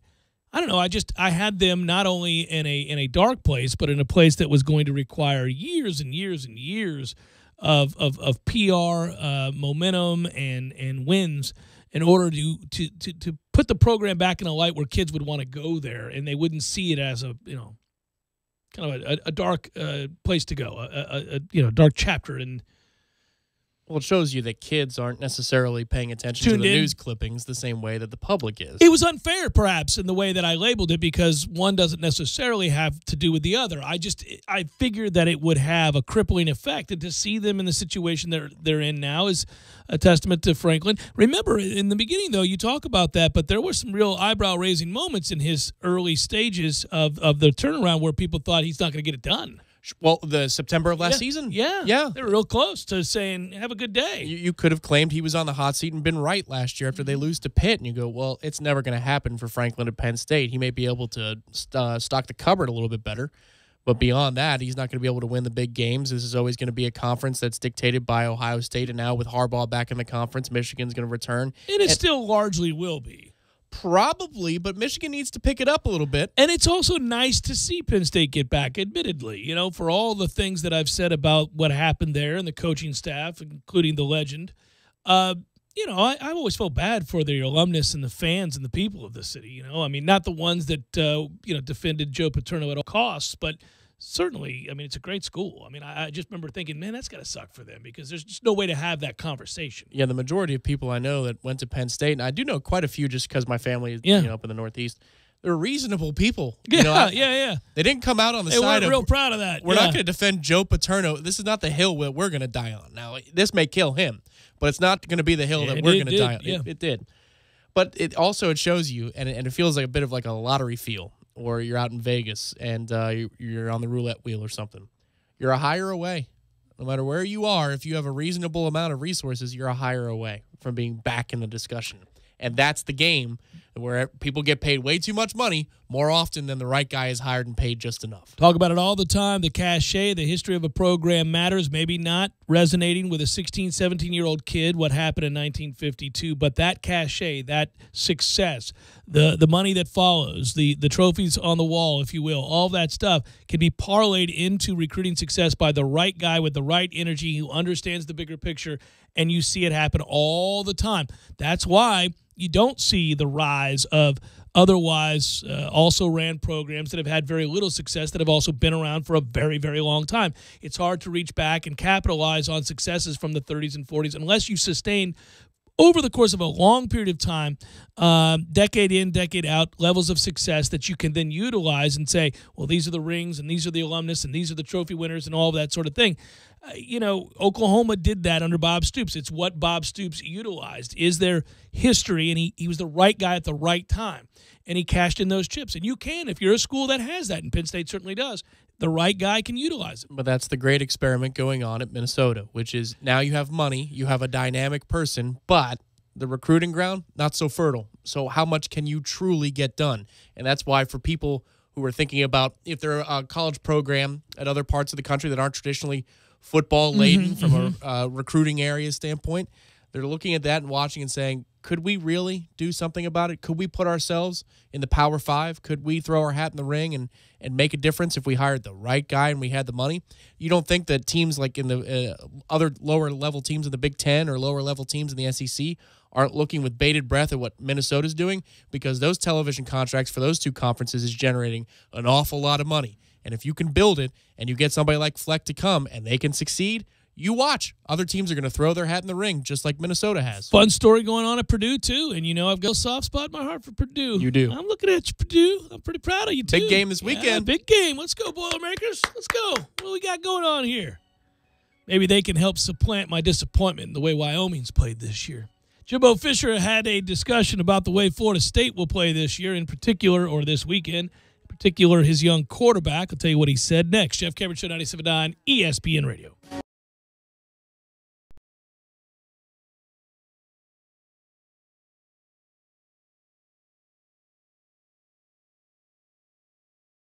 When you're in need of auto repairs, look no further than Nice Tire and Auto Service. Nice has been in business for 16 years with long-term, knowledgeable sales associates. They have the latest wheel balancing machine in the industry. And for passenger vehicles, they service AC, brakes, suspension, tune-ups, and much more. Never sit through a long wait. Nice Tire and Auto has 10 service bays to get you back on the road quickly. If you have tire problems, check out their large inventory with various Goodyear and Michelin tires. Nice Tire and Auto Service, 4792 Bluntstown Highway, 574-4100. You can tell a lot about a tractor by its warranty. That's why Mahindra makes the toughest tractors on earth. With steel, not plastic, backed by the industry's best limited powertrain warranty, period. Not 5 years, not 6 years, but a full 7 years on select models. No wonder the other guys are green with envy. No money down, 0% interest, and no payments until July. Available at TNT Supercenter. I'm talking tough, like a state of mind. Tough, like a soldier on the front line. Tough when it gets rough, like my Ford truck. Always enough, I'm talking tough. Franklin Spring Creek Ford, the place to find your next truck in southern Georgia. I'm talking tough. Hey y'all, we're Chris and Preston from Low Cash. Head to Franklin Spring Creek Ford and see them about all of your vehicle needs. Jaeger bombs. No weekend would be complete without Bubbles and Brunch. From 7 a.m. to 2 p.m., get all the mimosas and Bloody Marys you can drink and a breakfast for $18.99. Can you say Uber? Knowles, Bucks, Jags, or Finns, no matter who your favorite team is, take it to 2033 North Monroe Street and watch them at Tallahassee's favorite football hangout, the Fourth Quarter Bar and Grill. Look at that mouth. That poor, parched mouth. So dry. What'd you eat for lunch? Chalk dust? Did your mouth cannonball into a barrel of mothballs? You're being awfully quiet. Is that because your mouth feels like the business end of a Dremel saw? Is it because your mouth just wrote a haiku and all 17 syllables were dry heaves? You're so parched. You know it. I know it. The entire radio knows it. Just admit it. You want a Mountain Dew. Your mouth feels like it just inhaled the insides of a punching bag, and the only remedy is that neon green potion. Right now, your mouth could be tongue bathing in the refreshing citrus kick of Mountain Dew. Instead, it feels like you've been motorboating King Tut's sarcophagus. Show some mercy. Crack open an ice-cold Mountain Dew. You know your mouth wants you to. Do the Dew. Nothing quite beats authentic Italian food and a Pepsi. Indulge your taste buds and experience all the flavor of Italy right here in Tallahassee. Visit Urban Food Market today, located in the center of Tallahassee. Urban Food Market, proud to serve Pepsi. When Murphy was born, the doctor dropped him. Sorry about that, man. They're just so slippery. On his first birthday, the single candle on his cake burned down the family home. Grab the cat! When he was 12, he hit his first home run, which hit his father in the head and left him thinking he was a chicken. Dad? Throughout Murphy's life, anything that could go wrong did. But now, even Murphy can win. I can? With MyBookie.ag, anyone can bet on sports and win. But I never win anything. All you have to do is sign up to get 50% bonus cash. Bet with confidence. MyBookie.ag has fast payouts and the best customer service in the business. I just bet on the Browns to win the big game. That's Brady's team, right? Okay, maybe Murphy will never win, but you can on MyBookie.ag. Log on today and use the promo code RADIO. Tallahassee Sports Authority. Your station is the great tower of filth mentioned in the book of Revelation. This is Tallahassee Sports Authority, 97.9 ESPN Radio. Out on the golf course, there are the obvious hazards. There's the pond, the bunker, the rough, the even rougher. Yeah, put me down for an 8. The giant maples. The row of houses out of bounds on the right. The angry flock of geese who've surrounded your ball. Even the occasional groundskeeper you had no clue was there. But if you think you found every possible hazard out there, think again. The hazard you missed could actually be a killer. It's the spot on your skin. the one that could be skin cancer. Fact is, if you're a man over 50, you're in a group most likely to develop skin cancer, including melanoma, the kind that kills one person every hour. 1 in 5 Americans is likely to develop a form of skin cancer during their lifetime. That's why your best shot is to check for a spot. It's easy. Follow through and check your skin. It could be the save of a lifetime. Go to spotskincancer.org to find out how. A message from the American Academy of Dermatology. Tallahassee Sports Center. I'm Lee Gordon. This Lawrence Timmons saga is getting stranger by the minute. After a missing persons report, police call out, and now a suspension, the Dolphins are still mum on what really happened with the former Seminole, only to say he's suspended but could be reinstated for this weekend's game at the Jets. But all signs point to him staying suspended for the near future. Well, Florida and the SEC don't seem to be on the same page. The Gators released its 2018 schedule, as did the SEC, and, well, there was quite a discrepancy. Turns out the Gators put out the wrong schedule. At the end of the day, everything worked out, and the Gators will open September 1st with Charleston Southern and finish in Tallahassee on November 24th. Well, some sad news. Robert Graves, a sophomore cornerback at Division II Midwestern State, has died as the result of a neck injury he suffered during a game on Saturday. And Jake LaMotta, the former middleweight champion and subject of the great movie from 1980, Raging Bull, has died at the age of 95. Live from the Dale Earnhardt Jr. Buick GMC Cadillac Studios in the capital city of Tallahassee, this is the Jeff Cameron Show on 97.9 ESPN Radio.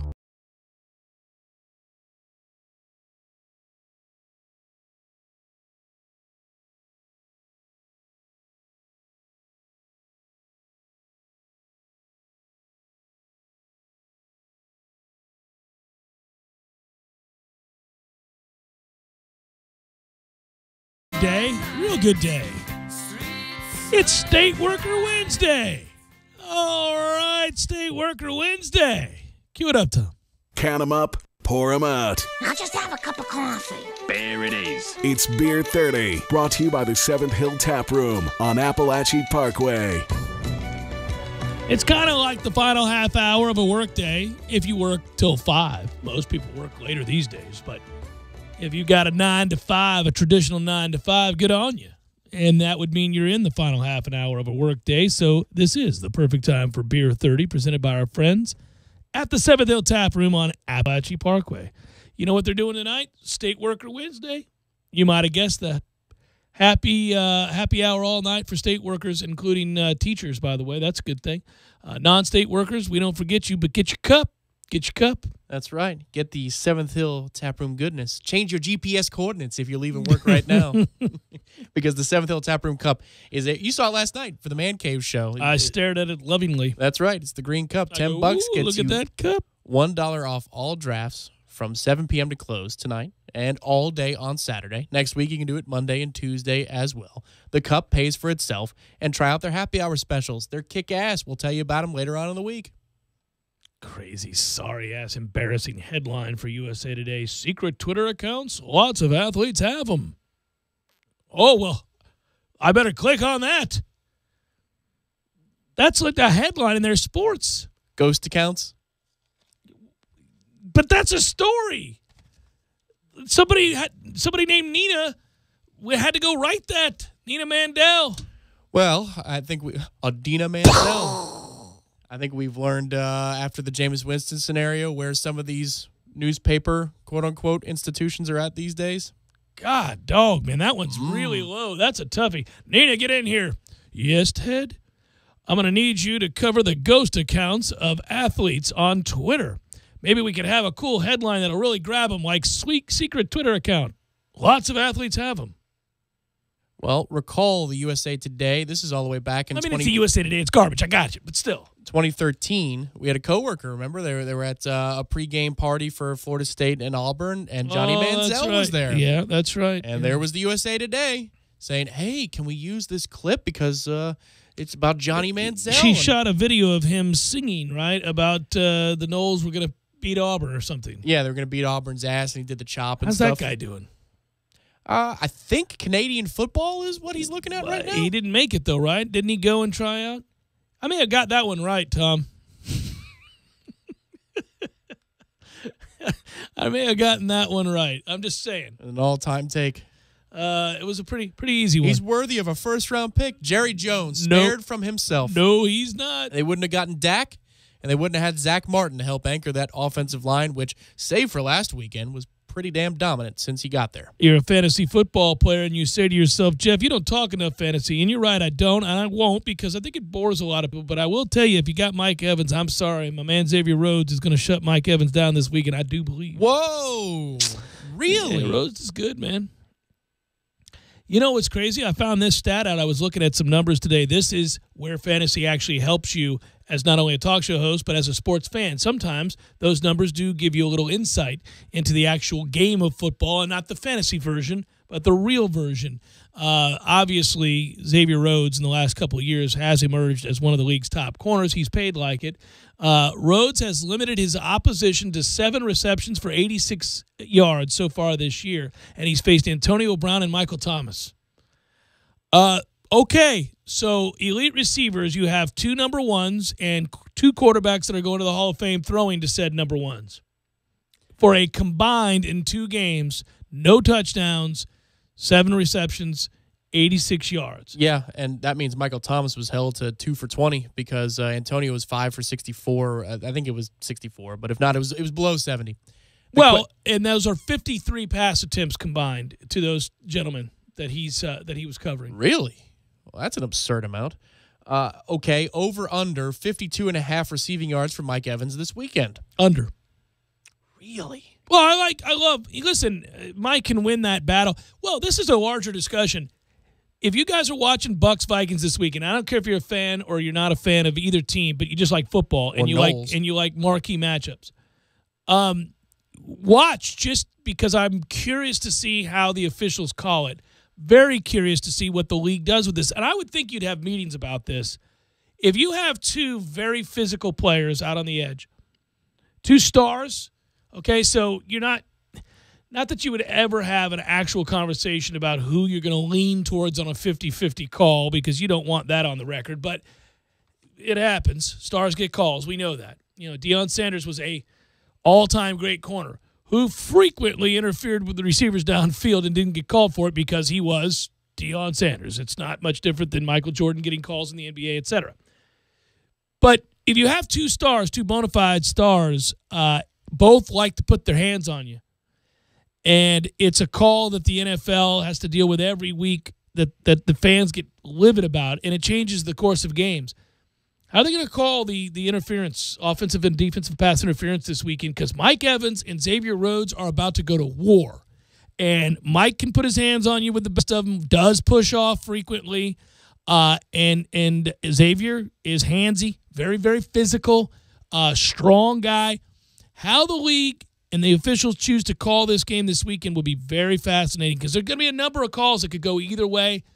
I really hope they opt for the, you know what, we're playing ball out here today, boys.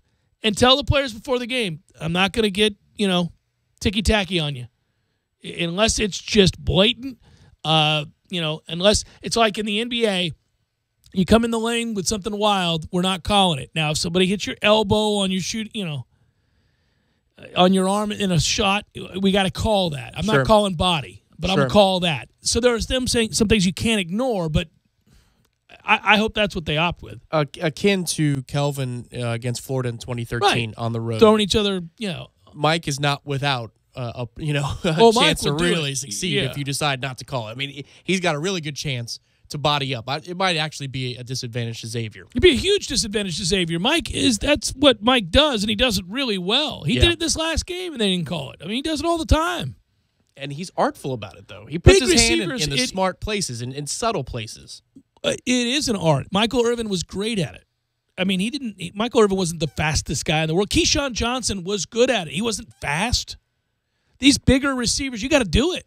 I'm just thinking right now out loud, this might be, for a regular season NFL game, but this might be one of the more watched regular season games for Knowles fans who care about their players in the pros. I mean, think about it. Every time Dalvin, Xavier, Jameis, obviously. You've got superstars taking the field for either side. I mean, there have been, now, an old receiver against an old defensive back. I mean, Anquan Bolden's gone up against probably an old Deion Sanders, or an Antonio Cromartie in the past. And, sure. Darnell Dockett's taken the field against I don't know, Christian Ponder in the past. But, you're talking about two premier generational players from Florida State's recent program history facing off on a Sunday. This has to be, for the Nole fan who doesn't care about a particular NFL team, one of the better matchups that they're going to have been able to watch in the last, 10 years? Well, and I love that Xavier's getting the credit that he deserves. I was looking at all the, listen, you can take or leave certain numbers from Pro Football Focus. Sometimes they go overboard, and you don't necessarily find those things applicable to winning a football game in some cases. With defensive schemes, too, Jimbo talks about it. Yeah, you don't know what he's asked to do. Defensively, especially, you have no idea what the guy's asked to do. So, sometimes you could tell if a receiver's supposed to run a post and the ball goes where the receiver doesn't. Well, there's a clear miscommunication. One person thought the receiver was supposed to be here and not the other. But for a defensive back, there are so many different coverages. There are so many different, responsibilities and rules that kick in based upon a formation. Sure. You can't, definitively rule and tell me exactly how responsible a player was. It's like the first game of the year where I was telling you that I think we had to roll coverage in that situation. It's part of what they do. I thought it was on Derwin. Yeah. But on the if you watch the game on television, Derwin, it looks like Erman, well, it looks like a young corner made a mistake. But it's sure. Yeah. It's not Samuels at all. No, it's not. Yeah, he's handing it off. Yeah. So that's what I mean. I think it's fascinating. That matchup, anyhow, as an aside, just looking at those two, there's going to be at least 2 to 3 calls where the official is going to anchor. Right. No call or call situation. Yeah. I can't, I either want, I always believe this about officials. Officials are really good. A lot of people may not know this. Officials are really, really good at talking to players. Before, during the games, they do it constantly. If you're ever down on the field to watch a game, you'll hear it. If you ever played, you know that. They'll warn you. They're usually the better officials do this. Yeah. The better officials will walk up and say, "Hey, listen," and they'll call you out by your number. I'm watching. You can't extend your arm that way. I got to call it next time. Or they'll even give you helpful advice like, "We're looking for that today. Don't do it." Whatever it might be.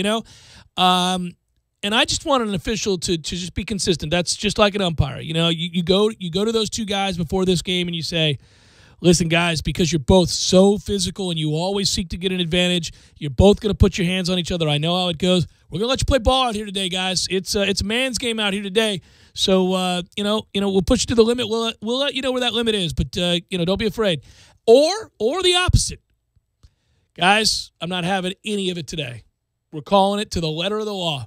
Do not reach out. Do not extend. Don't adjust the jersey. None of that. Xavier, keep your hands to yourself. Mike, you too. I'm calling the slightest thing because I can't know. You're both very physical. Don't touch each other today. Who's the better team on paper, Tampa or Minnesota? If Bradford plays, let's say. Tampa. First of all, that's cool. Second of all, it's a good game on paper if Bradford does play, and it's one that I'm really excited about. Well, if Bradford's going to play like he played in the first game. Yeah, but again, the Bucs secondary by default has to be better than the Saints secondary. I mean, good Lord. He did make incredible throws, don't get me wrong. I'm saying if he's going to throw into those windows and he's going to find those completions, well, then we're in trouble. They're tough to be beat any week of the season. Then everybody's going to be concerned if he's going to do that because he hasn't in the past. Sure, because then all of a sudden you have to play the pass so honest that Dalvin Cook's going to have all kinds of rushing lanes, and this is how you get 30 points scored on you. But we were talking about it for the Scuttlebucks Buccaneers podcast. This figures to be, and I agree with you, more of a defensive game, more of a physical game, and that's a throwback. It's a callback to the NFC Central days of about 20 years ago. This is from the NFL slate, which offers 3 or 4 really good games a week, it would seem, on average. This is a really interesting game, not just for people who care about the Bucs or the Vikings or Knowles, but I'm hearing so many talking heads around the league saying, I don't know what Tampa is, but I'm excited to find out what they are. And Dalvin Cook is special. I don't know how that guy fell to the second round. So there are a lot of national eyeballs on this game, and I can see why. It has the makings of being a really good early slate game on Sunday. The reason, too, that it's important is if again, removing fandom, I'll just say this, which is hard to do in this situation. If the Bucs win this game, and it's a big if, but if they go on the road and beat Minnesota to go to 2-0, they're going to be 3-0 because the Giants suck. And I know it's the league and you can't assume things, but week 3, the Bucs play the Giants, who have the worst offensive line in football right now and a declining, aging quarterback. I'm I'm sorry, the Bucs defensive line is very good, and you're going against that offensive line. Okay. I like my chances in Tampa against the Giants to go 3-0 if you win this game to go 2-0. Now, listen, let me get this in here because I said I would. Jimbo did address this game, Florida State's game. Who? Yeah, that's right. Florida State's game against NC State. And he talked about, hey, they've been practicing hard. You can't know what you got to do. You're looking forward to play. It's been 21 days. The kids are anxious to play. He said all of that. Talked about we've done a lot of good on good. He means one-on-ones. He expects them to execute. I like that he says that, though. That's always the expectation, right? I expect him to execute. I expect that we're going to play well.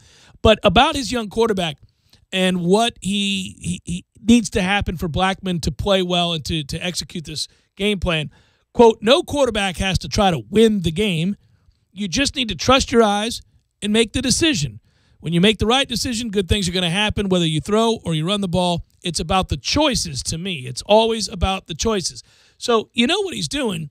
He's telling the kid to trust himself. He's telling the kid, that's obvious in that quote, but what I mean is that these 3 weeks, the last 3 weeks, that's what this has been about. Yeah. This has been, look, man, the reason I tabbed you as the starter when I could have gone to a kid in J.J. Cosentino who's been here for 47 years is because you're far more talented, and I've already seen enough out of you that I believe in what you are as a quarterback. At 6'5", with that throwing motion, your intellect, your ability to pick up the offense, how quickly you did it in such a short period of time, your bravado, your moxie to stand up in the locker room to talk to this team before you were even here for a month, which he did do, suggests to me that you're the guy. So I'm designating you as the guy. And if I tell you you're the guy, then you're the guy. Trust what you see and make the throw. Don't get nervous just because it's now in a game. I've thrown the kitchen sink at you for 3 weeks, blitz upon blitz, every kind imaginable. Oh, by the way, we're doing it with one of the best defenses in the country, and you've performed well. A coach is always going to tell the media that he believes in his players, whether or not he actually does in an honest moment. But given what Jimbo has said in the last couple of weeks, to me, I read that differently than I would if it was, let's say, yes, JJ making his first start for Florida State. Would trust your eyes. That tells me he's going to put him in positions to go make plays. Oh, it tells me he's going to call the game very aggressively. It tells me that he's going to tell him, I believe in you, and here's how I believe in you, not just with words, with what I call. So earn it. Go do it. I bestowed this on you. You've earned it. You've earned it. But I said it. Yeah, it's happening. You're the guy. Now just go play. Yeah, one thing I would say just from past experience where EJ started on a short week against Clemson here in Tallahassee, we had a shot play in the beginning of the game where he hits Rodney Smith over the middle, and then there really wasn't much of anything else down the field for the rest of the game. It was all out to the outside. Correct. And his short passes, what I mean? Short, quick, get it out of your hands, let playmakers make plays. Clemson won that game by 2 scores. But it didn't, and EJ did plenty enough as somebody who started on short notice as a true freshman. If we take a shot down the field early on, don't say, in that moment right away that Jimbo trusts James with the entire offense. They could have just schemed something that they found on film. Watch the flow of the game. As we get into the second quarter and the third quarter, are we continually throwing the ball between 8 and 15 yards down the field? Are we taking some shots deeper than that? Well, those are the areas, by the way. So this is interesting you bring up. Those are the throws that you're most concerned with, the second level, not the third level throws, not the downtown, not the challenging, take the lid off the defense, throw it as far as you can throw it throws that I worry about. I think he's going to do that because the kid has a really good deep ball. And he's got big catch radius receivers, tall kids that can go up and get it, help him out if it's a jump ball. The middle throw, the throw that gets you in trouble, the throw where your eyes could deceive you, where defenses can confuse you, where linebackers are athletic enough to drop back and disguise them, their intention there and intercept the football and make plays. Those are the throws that if he's making those consistently, well, sweet Jesus, I mean, we're in for a good year. Well, that's the other thing, too, about linebackers specifically. It's not just that they're the level where you can get confused. And Jameis talked about it from college to pro. NFL, yeah. Well, here's a kid coming from high school to college, so the speed's going to be a lot quicker for that second level. It's also that this particular second level is really experienced and knows what it's doing for NC State. So if Jimbo believes enough in his quarterback as a true freshman to challenge seniors, 3- and 4-year players at NC State at that level, that's a great sign for his confidence. I believe that he probably looks forward to this. I mean, he's anxious and frustrated, and it's unlike any other, situation that he's been in as a coach. But I think it's a play caller and as somebody who's going to nurse a starting quarterback that's a freshman making his first start. I think a guy that's been there, done that, a guy that's, as a big quarterback supporter, fan, a guy that understands the mindset, you got to love it. I would think this is a lot of fun for you. You get to test yourself. You get to test the kid. Get to test your team, find out what they are and what they're willing to do. You're truly coaching. Oh, yeah. I think coaches love stuff like this. Sometimes. You don't wish it. You feel terrible for DeAndre, and you like to have the experience under center, but I think they really kind of like these kinds of challenges. Don't get me wrong. It's always coaching. It always is by definition. But, 2013, you probably only have to tweak here and there. Oh, right. In this instance, you got to coach your ass off. Well, because you got to be a babysitter of the mind, man. You got to go in there and find out where is he at. He's going to say some things to you because he's going to say the things you think that he thinks you should hear, right? He's going to tell you what you want to hear. But you got to decide, is that real? You got to look beyond those eyes. What's going on up there? Ask him, what did you see? Don't say, did you see the cloud? Yeah. What did you see? Yeah. You need to tell me. Yeah. Yeah. You got to find out exactly where he's at in any given situation because he's going to regurgitate the things that he knows you like to hear. Final hour, forthcoming. Stay with Jeff Cameron Show, 97.9 ESPN Radio.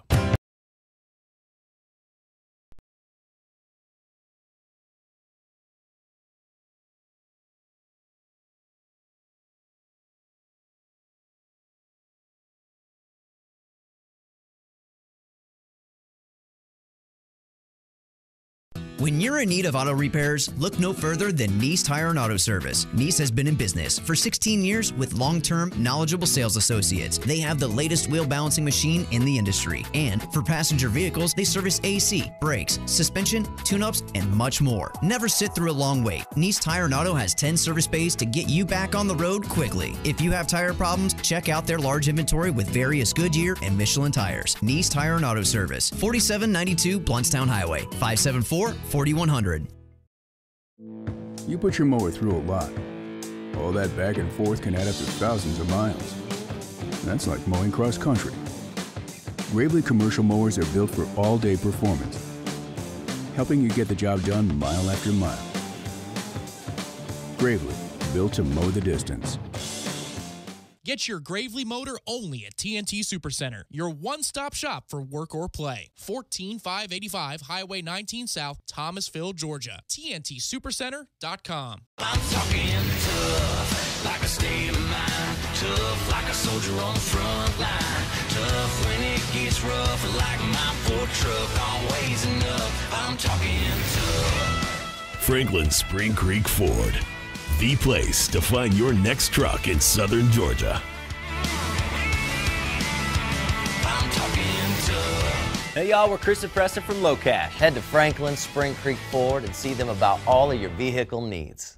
Digitally smartphone app, we can do everything on our phone. Pretty incredible. Plus, there are new authorized payment locations, like some local gas stations, grocery stores, other city departments, and more. We can even go to the Renaissance Center at 435 North Macomb Street to pay our bill. Wow. The E really does stand for easy, doesn't it? It sure does. E Plus from the City of Tallahassee Utilities. Your own utilities. What am I going to do about Joey? He's staying so overwhelmed with homework, assignments, and tests. He's working so hard, but I don't know how to help. Hi, I'm Lance Davis. Let Engaged Academics help your child learn how to cope with the stresses of academics. Visit engagedacademics.org for more information. That's engagedacademics.org. The Knolls are heating up, and so are the Makita deals at Cornerstone Tool & Fastener, your Big Bend Makita Pro Center. The Build Your Own Kit promo is here with many options to choose from. Buy a Makita Dual Base Starter Kit with bag, 2 5-amp-hour batteries, and pick your 2 bare tools. Cornerstone Tool & Fastener, your professional and serious do-it-yourself shop. 1110 Stuckey Ave, Tallahassee, or 3269 Crawfordville Highway. Call them at 580-1200 in Tallahassee or 926-1144 in Crawfordville. Online at CTF.NU. The coast is here. Wharf Casual Seafood is a family-friendly restaurant serving high-quality fresh seafood at a great value since 1986. Wharf Casual Seafood's philosophy is that seafood can be affordable, fast, and top-notch quality all at the same time. No one brings families together like Wharf Casual Seafood. Visit their Tallahassee locations on Bannerman Crossing and the newly opened Mahan location at the Costco shopping area. Open 7 days a week. Visit wharfcasualseafood.com for more information or to order online. No need to drive when the coast is here.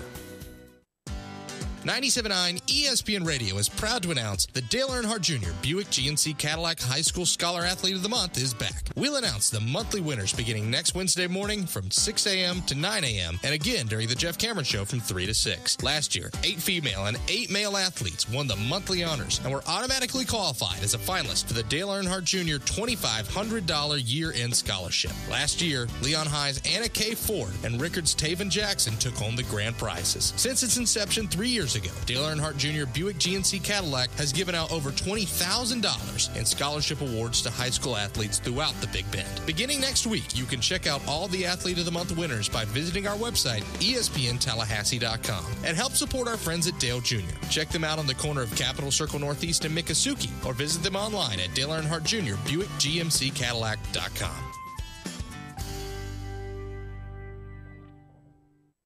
Beef O'Brady's 2 for $20. The only hard part is choosing. First, pick a starter to share. Then pick 2 entrees like grilled shrimp and a steak bowl. All for $20. Beef O'Brady's, where 2 for $20 gets you plenty.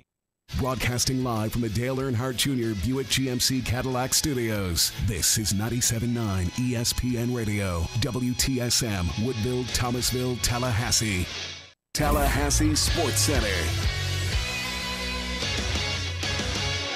I'm Lee Gordon. This Lawrence Timmons saga is getting stranger by the minute. After a missing persons report, police call out, and now a suspension, the Dolphins are still mum on what really happened with the former Seminole, only to say he's suspended but could be reinstated for this weekend's game at the Jets. But all signs point to him staying suspended for the near future. Well, Florida and the SEC don't seem to be on the same page. The Gators released its 2018 schedule, as did the SEC, and there was quite a discrepancy. Turns out the Gators put out the wrong schedule. At the end of the day, everything worked out, and the Gators will open September 1st with Charleston Southern and finish in Tallahassee on November 24th. Well, some sad news. Robert Graves, a sophomore cornerback at Division II Midwestern State, has died as the result of a neck injury he suffered during a game on Saturday. And Jake LaMotta, the former middleweight champion and subject of the great movie from 1980, Raging Bull, has died at the age of 95.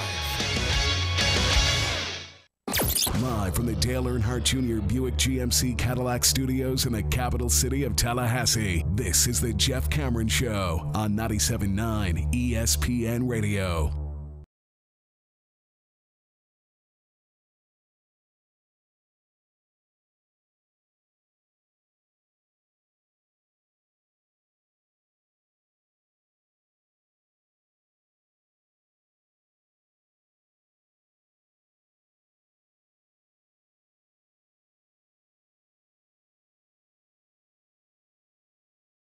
Final hour of the Jeff Cameron Show, at least for today. Hope you're doing well on a glorious Balls Wednesday. I'm Jeff, that's Tom. We're online, ESPNTallahassee.com. That's where you go to listen live via the streaming free. That, as always, don't miss anything. If you do, all 3 hours posted on iTunes and in our own audio vault. I'm on Twitter at JCameronShow, the WTSM app, good for your mobile devices. You can email the show if you want. It's JCS at 979ESPNradio.com. And you can find us on YouTube, ESPN Tallahassee. On YouTube works. Yes, game week. Game day. Yes. Redemption Thursday tomorrow. All right. I'm giving those points all day long with Florida State, baby. Still feeling it. That confidence level, the daily, yes, it's there. What number would be your threshold where you'd say, Oh, what, the total points that I'm giving? Yeah, it got moved up. Like yesterday, for example, when I first looked at it, it was around 10, 10.5, then it was up to 11. Yeah, I'm giving 11. I'm giving 11 all damn day, baby. The daily confidence level. 9. Getting better as the week goes on. 9. Feeling good, buddy. Better as the week goes on. Yeah. 9's a good one. I do believe that I believe Florida State's going to play well. I have to admit that there's a part of me that suggests that it's a maybe wishful thinking. I don't have the evidence other than, because they haven't, again, played games since the Alabama game. I just want the confirmation of some of the things that I was very excited about after the Alabama game. I think everybody does, of course. And, we're all always keenly aware of the things that don't go well and the things that piss us off and the things that should have been better. Like, there's no excusing the special teams. We've talked about it ad nauseum. I got it. and everybody's going to be watching that closely to see. But there are, as you noted, elements of that have nothing to do with coaching. I mean, if Logan Tyler's not going to perform well, then there's nothing you can do about that as a coach. I mean, a 12-yard punt is a 12-yard punt. I mean, that's most unfortunate. That's where you get the Jimbo Fisher comments about debt. Everybody's got debt. You know, that's what happens if that goes on for too long. Got any problems at home? Yeah. I mean, same thing if your kicker is struggling. I mean, if he's missing kicks, he's missing kicks. There's nothing you can do about that. I'm not talking about those parts of the special teams blunders. I'm talking about simply fielding a punt, not having 12 men on the field, covering a punt. That's the one that drove me nuts. Oh, it's just, yeah. I mean, a lot of things that just, you scratch your head. Those are the things that, rightfully coaching staffs get ripped for. That is poor coaching. That shouldn't happen, etc. Yeah, of course, we'll all look at that. But there were a lot of things that went right. And I just want further confirmation of that. Primarily, the offensive line being better, much better than they were the year before. So last year, that was, rightfully a talking point of frustration. It was all those things. We did first guess that we thought they'd be better. And right off the bat, you just want to give a lot of credit to Alec Eberle, who looked like a different player out there. I mean, he graded out highest amongst all the linemen, as a reminder, because it was several weeks ago that we first noted that. And he played pretty well. And if you play like that against Alabama, and admittedly, you got your hands full again this weekend, but if you play like that in these first two games, then you're going to know for sure that he is a different player than the guy you saw last year. You're just going to know that. That's not going to be arguable. Okay, so this game, Miami, Louisville, and Clemson. There's a 4-pack of games for you. What do you think Florida State's record is in those games? Well, can I? Well, I think they win this one, and can I do it after that? I mean, I just need to see this game. I feel like it's fair or not fair. That's what we expect, man. Yeah, I know. I just don't. So the games again were NC State, Louisville. Those are 2 wins. Miami, 3-1. Okay. All right. It's just interesting that Florida State and Clemson are kind of on a parallel course now. The storylines are more similar than they are different, where last year, going into this year, we said, all right, well, they'll have to break in a new quarterback not named Watson. And well, it's that's frustrating. A big deal. It's frustrating. I think that's part of the stuff that we're learning about the other teams that are on the schedule is that when you're watching everybody else play and you aren't, you're starting to gain the evidence you need to assess what they are. Now I just need to assess exactly what we are. I've got one little nugget. That's it. Well, isn't it also fair to say that at this point we're trying to assess how bad Louisville is? I mean, you now all of a sudden you played last week's game in your mind, and you combine that with the context of the North Carolina performance, which I know they dominated that game from a statistical standpoint, but it was still a game late into the second half. And then also the Purdue performance in week 1. The picture painted is a little bit different than we thought it was going to be to this point in the season. Well, it's just because they got so physically whooped by Clemson. Yes. So just beat up. We'd like to think that we can do a little something about that. We know we can on defense, but we like to think we can do a little something about that on offense as well now. We're feeling ourselves out a little bit more. That's a poor phrase. Phrasing is always awful when you use that particular set of words, but glad you drew attention to it. Yeah, well, it's too late now. The offensive line was feeling its oats a little bit. There you go. That's a little bit better. No, I like that they were feeling themselves out. Yeah.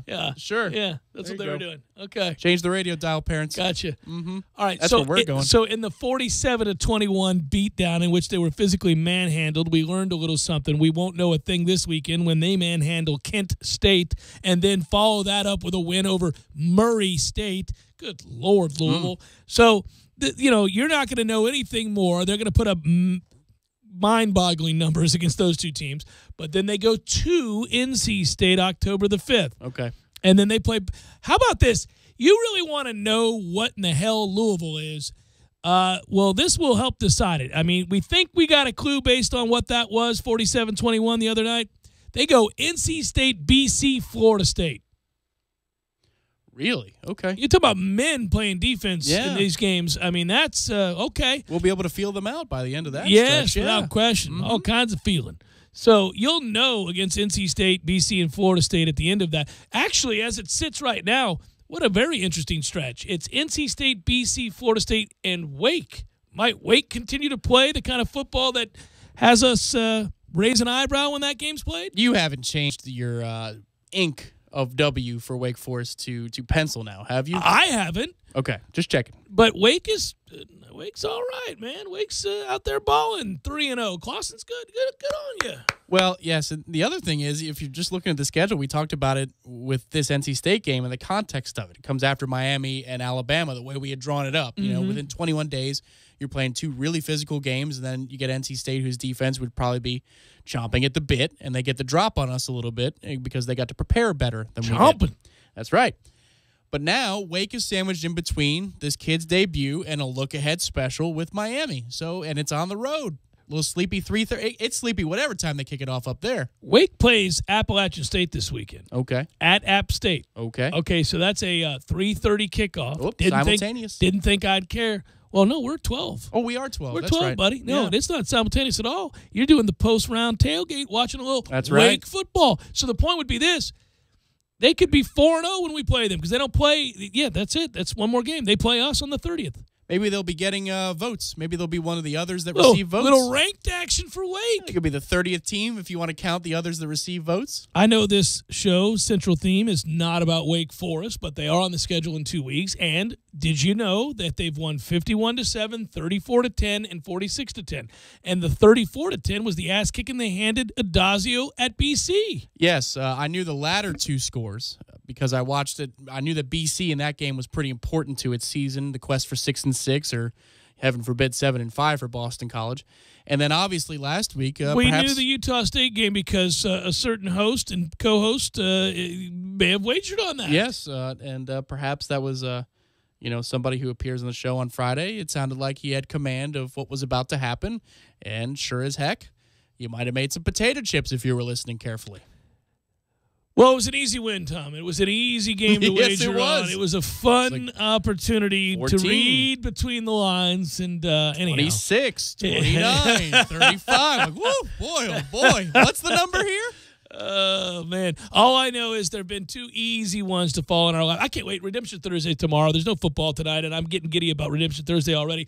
But back-to-back weeks, you could take advantage of Vegas. You had the Oregon-Nebraska over-under of 69 going over, and it happened easily. And then you had thank you. And then you had the easy cover against Utah State for Wake because Utah State is terrible.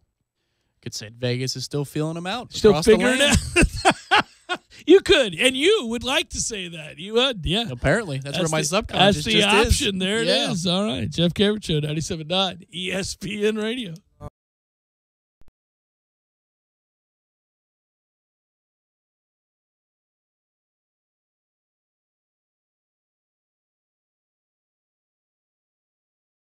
When you're in need of auto repairs, look no further than Nice Tire and Auto Service. Nice has been in business for 16 years with long-term, knowledgeable sales associates. They have the latest wheel balancing machine in the industry. And for passenger vehicles, they service AC, brakes, suspension, tune-ups, and much more. Never sit through a long wait. Nice Tire and Auto has 10 service bays to get you back on the road quickly. If you have tire problems, check out their large inventory with various Goodyear and Michelin tires. Nice Tire and Auto Service, 4792 Bluntstown Highway, 574-4100.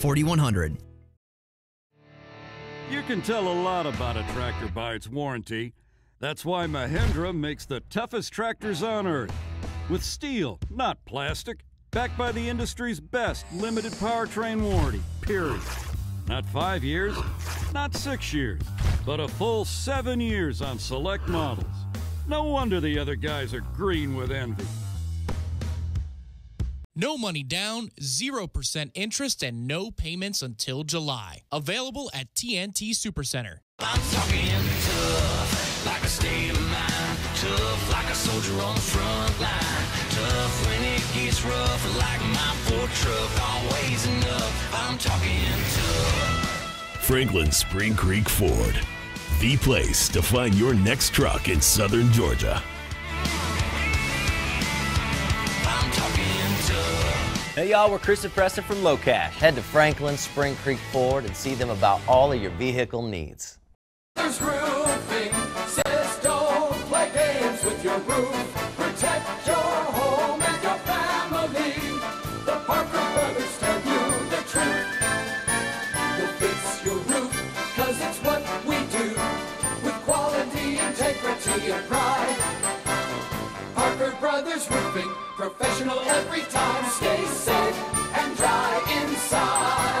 Customers constantly tell us that they're getting several estimates to compare apples to apples. You ever bite into an apple and find out the inside is rotten? Cheap roofing quotes are just like that rotten apple. Quote looks shiny and delicious because it's the cheapest, right? But you wind up with that rotten apple that leaks or starts to fail immediately. All roofing quotes are not equal. Cheap estimates equal cheap materials, subpar labor, or both. For quality that lasts, call us at 656-8112. Parker Brothers Roofing, professional every time. Stay safe and dry inside. License number CCC 049350. At Whole Foods Market, we believe in real food. Food that's full of nutrients, naturally vivid and colorful, fresh and delicious. Food that connects you to your body, to the seasons, and to the natural world. We believe food should nourish you and help you think. It should help you feel calm, clear-headed, and strong. It should help you do more, sleep better, and wake up happier. That's food that lives up to its name. We believe in real food. Whole Foods Market. The big game is almost here, but you can't afford to go because ticket prices are through the roof. Don't worry, we got your back. Anytix.com offers you the lowest price tickets, guaranteed. Anytix.com doesn't mark up tickets. Anytix.com has zero. That's right, no buyer, seller, or service fees. For a small monthly fee of $9.99, you get access to all their wholesale tickets. Go to Anytix.com today. That's Anytix, T-I-X-X. Enter the coupon code ESPN Tally and get 20% off your subscription. Anytix.com, changing the way you buy tickets. You can always count on the crisp, refreshing taste of Bud Light, just like you can always count on Just-in-Time Jane. She's rescued you from more bad dates than you want to remember. Close-talking Clyde, lied about his height Larry, and lest we forget, Whispering Walt. He was probably a nice guy if you only heard a single word he said. Just-in-Time Jane is famous among friends. She deserves a Bud Light. Enjoy responsibly. Bud Light Beer, AB St. Louis, Missouri. It's been called shell shock, war neurosis, and battle fatigue. Today, we call it post-traumatic stress disorder, and it affects 1 out of every 5 warriors returning from battle in Iraq and Afghanistan. The Wounded Warrior Project offers comfort and support for warriors with PTSD and all other scars of war, whether those scars are visible or hidden. Find out how to help, because for warriors, the greatest casualty is being forgotten. Please visit woundedwarriorproject.org. Hey, Dad, did you see me make that last play? We're unstoppable this season. Yeah, you're doing great on the field this year, but how'd you do on your test today? Well... Hi, I'm Lance Davis. Let Engaged Academics be your answer to helping your athlete balance their academics and athletics. Visit engageacademics.org for more information. That's engageacademics.org. You're listening to The Jeff Cameron Show on 97.9 ESPN Radio.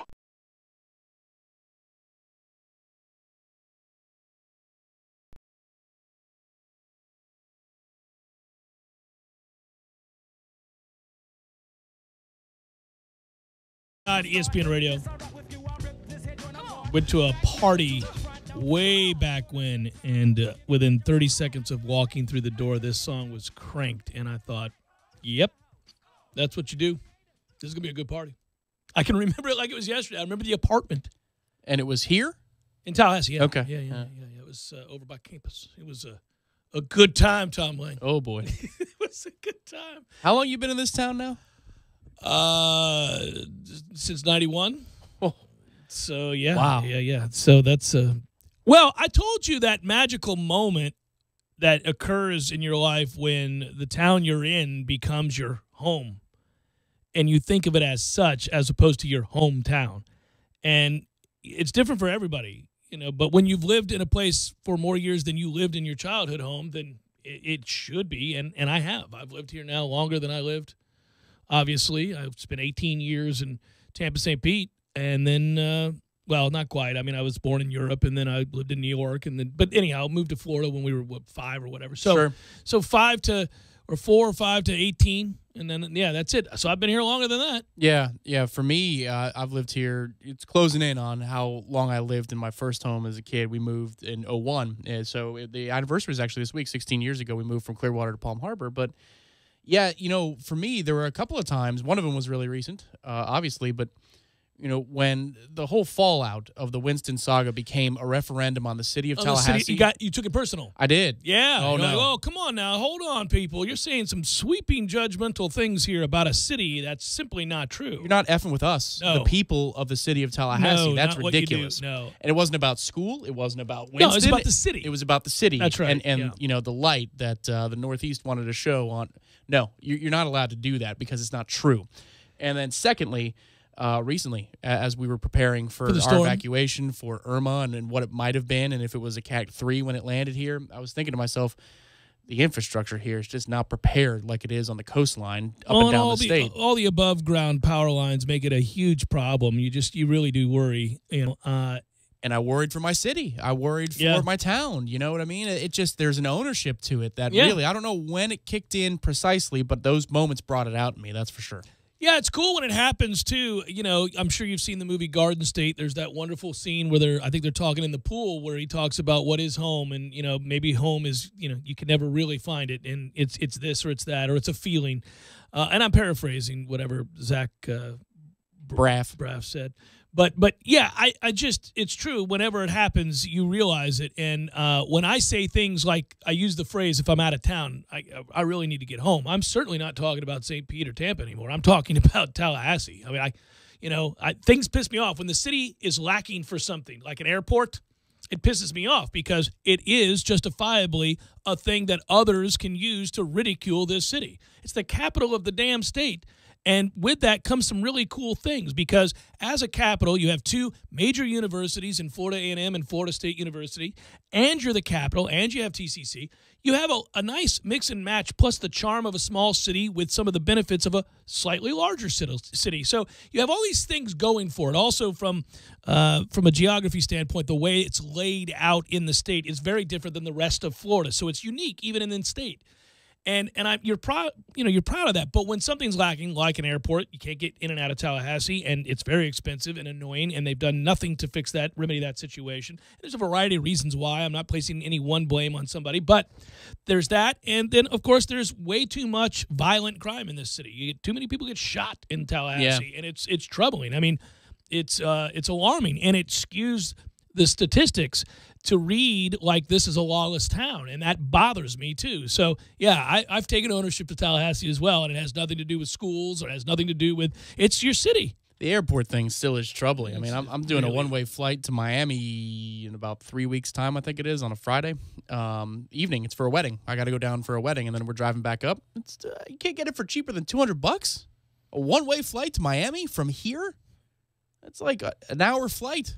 Yeah, that's insane. Yeah, it's troubling. I've been watching it I've been watching it for 6 weeks. It's not I'm checking now last second. I've been watching this thing and I've been waiting for a dip. It's still $200. I mean, good Lord. You want to go to Atlanta, it could cost you $400 to fly to Atlanta. Think about that for a minute. That's ridiculous. I was never more disappointed, even though it makes sense in a city this size, as to the fact that when I flew to Ireland, I had to go over to Jacksonville to fly to Ireland, which, fine, on the way over, you're so giddy to go, and you're on your way to another country, and that's cool. But when you get back and you land, and you're in Jacksonville, the heartbreak. Buddy, all the drives I did last year were I'm traveling to Austin 3 or 4 times, and I fly back to Atlanta because that's I had a deal with the Southwest card, It'll cripple you. And they get me the free flights, so it was worth it. It's all fine when you're going out to Austin. It's when you land and you got to drive back. It's just the worst one was, and this is not me complaining. This is just a funny story. The worst one was the day of the Ole Miss game. I had been in Austin the night before, and I went to the Texas Notre Dame game. I'm on a flight the next day. And I get out. I got 4 hours to go. I got about 6 hours before we do our pregame show. Right. Got to get here. I got to get here. And my car overheats. And it's Labor Day. That's a toughie. So McDonough, Georgia, and the Nissan dealership up there, just like my friends at Kraft Nissan. Oh, well played, sir. Well, they were spectacular. Every other dealership was closed. I couldn't have made it home if I didn't get taken care of by those people. And they're great. Brian Griggs. I know he'll never listen to a show about Florida State football. Brian Griggs. But thank you, Brian. You're the man. Football-related topic. Washington wide receiver Terrell Pryor posted a message on Twitter. I don't care about that per se, but what he's saying is interesting, and it's also relatively new. To Los Angeles Rams safety Cody Davis, he said, aim higher. Pryor clearly was bothered by a Davis hit during Sunday's 27-20 win over the Rams. With just less than 7 minutes remaining in the game, Pryor cut left across the middle, caught a pass from quarterback Kirk Cousins. Davis raced up from the secondary, hit the 6'4" Pryor in his knee. Davis is a fifth-year veteran. He has yet to reply. Pryor gained 9 yards in the play, was nullified by a holding penalty as is, but did get up and kind of shake the knee out. It doesn't matter the statistics. What we're seeing is, again, you go back to a preseason game, Giants wide receiver Odell Beckham Jr. injured on a low but legal hit from Browns cornerback Calhoun, Buddy Calhoun. He leapt to make that catch, and that hit occurred. Defensive backs have complained lately that the strike zone is such that they have no choice, and they're right. They're right, and I think it's awfully difficult. And players, I think the league, in an effort to try to make the game safer, has in some ways increased the chances of other kinds of injuries. Now, I'll grant you a knee injury is better than a head injury. But when you're talking about fines and you're talking about concussion and concussion protocol, and you're talking about the way the game is officiated now with the targeting rules, I believe safeties and corners, linebackers for that matter, especially in coverage, are all going to be taking shots from about the thigh down, and it becomes blurred line. Sometimes slow-motion replays reveal what look like a dirty play. But I think if you've made up your mind in the process that you're going to hit the guy below the waist because you're worried about a penalty call or his body shift in air while trying to make a catch or whatever it might be, you're going to take no chances and you're going to go low. And frequently that's going to lend itself to what look to be like dirty hits at the knee. And I don't think you can win for losing if you're a defensive player right now coming up in pass defense. Man, I think for all those of us who watch enough football, I mean, it's not just a casual thing where we'll watch all the Knowles games. No, we watch a ton of football. I mean, we do, but even the casual fan outside of Knowles, let's say you're a diehard Knoll and then you watch the NFL because the Knowles are in the NFL, that kind of thing.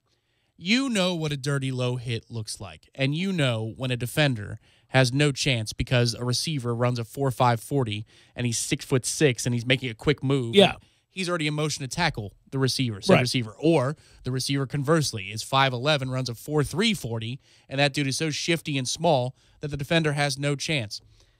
We all know what the dirty ones look like, and I think that's the hard part is for the receiver, which would you prefer? Would you rather be getting spoon-fed, at 50 years old eating out of only straws are the only thing that you can eat from? Or, are you going to be subject to this thing? The defenders have no choice in 90% of circumstances, but let's not pretend like we don't know when the hit is actually dirty, when it's sized up and decided upon. You can see it, but I would tell you that 99.9% of the time, for me to call it a dirty hit, and I'm talking about non-head shots, non-crown of the helmet stuff, I have to see a guy try to go for somebody's knees when that guy's leg is planted.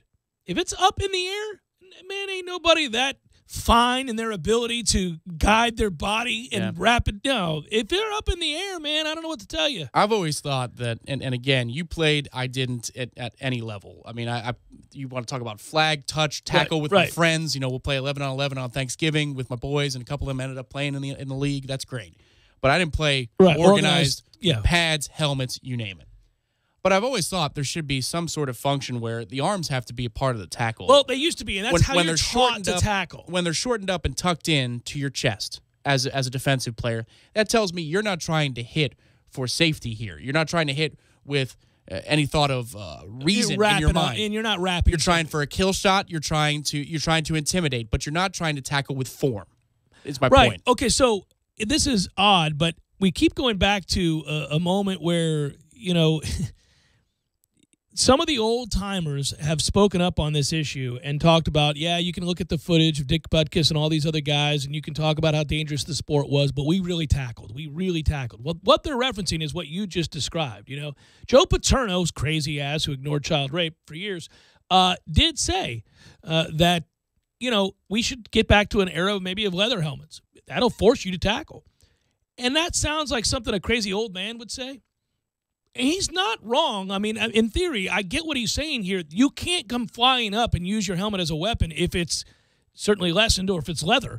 You would have to put your shoulder into it. Rugby-style tackles are true tackles. Sure. It's just, to me, it seems like there's a correlation between arms tucked in, right to the chest or the sternum, and the danger of the hit, the level of danger and risk in the hit. Arms extended in some form typically lead shows to you're trying to better form tackling and less injuries. And it's pretty rare, certainly, that you see anybody kind of truly tuck their arms. I mean, you might see a guy, utilizing shoulder helmet area, kind of launch that area to take somebody out without a real wrap. You might see that. Well, I mean, even if the arms are flying behind or underneath his shoulders, if you're looking, depending upon the angle you look at it, if they're forward, again, that's why LaMarcus Joyner and Terrence Brooks were just unbelievable marvels of defensive form. The tackles they would make, would be. What do you think? Have you ever really come down on one side or the other on the hit that LaMarcus Joyner put on Teddy Bridgewater? That knocked him out of the football game, and he was called. The Bridgewater hit. Bridgewater's trying to slide, and LaMarcus Joyner basically decapitates him. Oh, my God, I've forgotten about that. That's a toughie.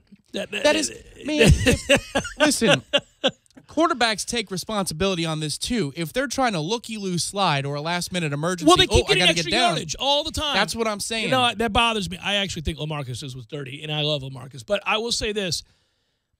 I have a real problem when quarterbacks, I've done this, I've talked about this for years, they take advantage of the rules in two ways that infuriate me. One of them is along the sidelines.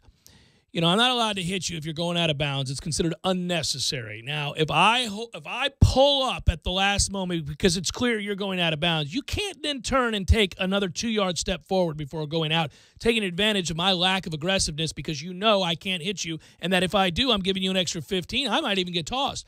But I've seen a lot of very mobile quarterbacks do just that. They'll take advantage the second the defender reveals that they're going to adhere to this rule. So the defender's coming, quarterback sprinting for the sideline. Defender gives it away too early that he's going to ease up. And in that moment, quarterback turns up, gets an extra 2. No, man. No. I should take you out in that moment if you do that. Yeah, there's a provision in the rule book, obviously. The NFL, where it's more, contact with the ground doesn't mean the play is over. Right. Where in college, it's a non-issue.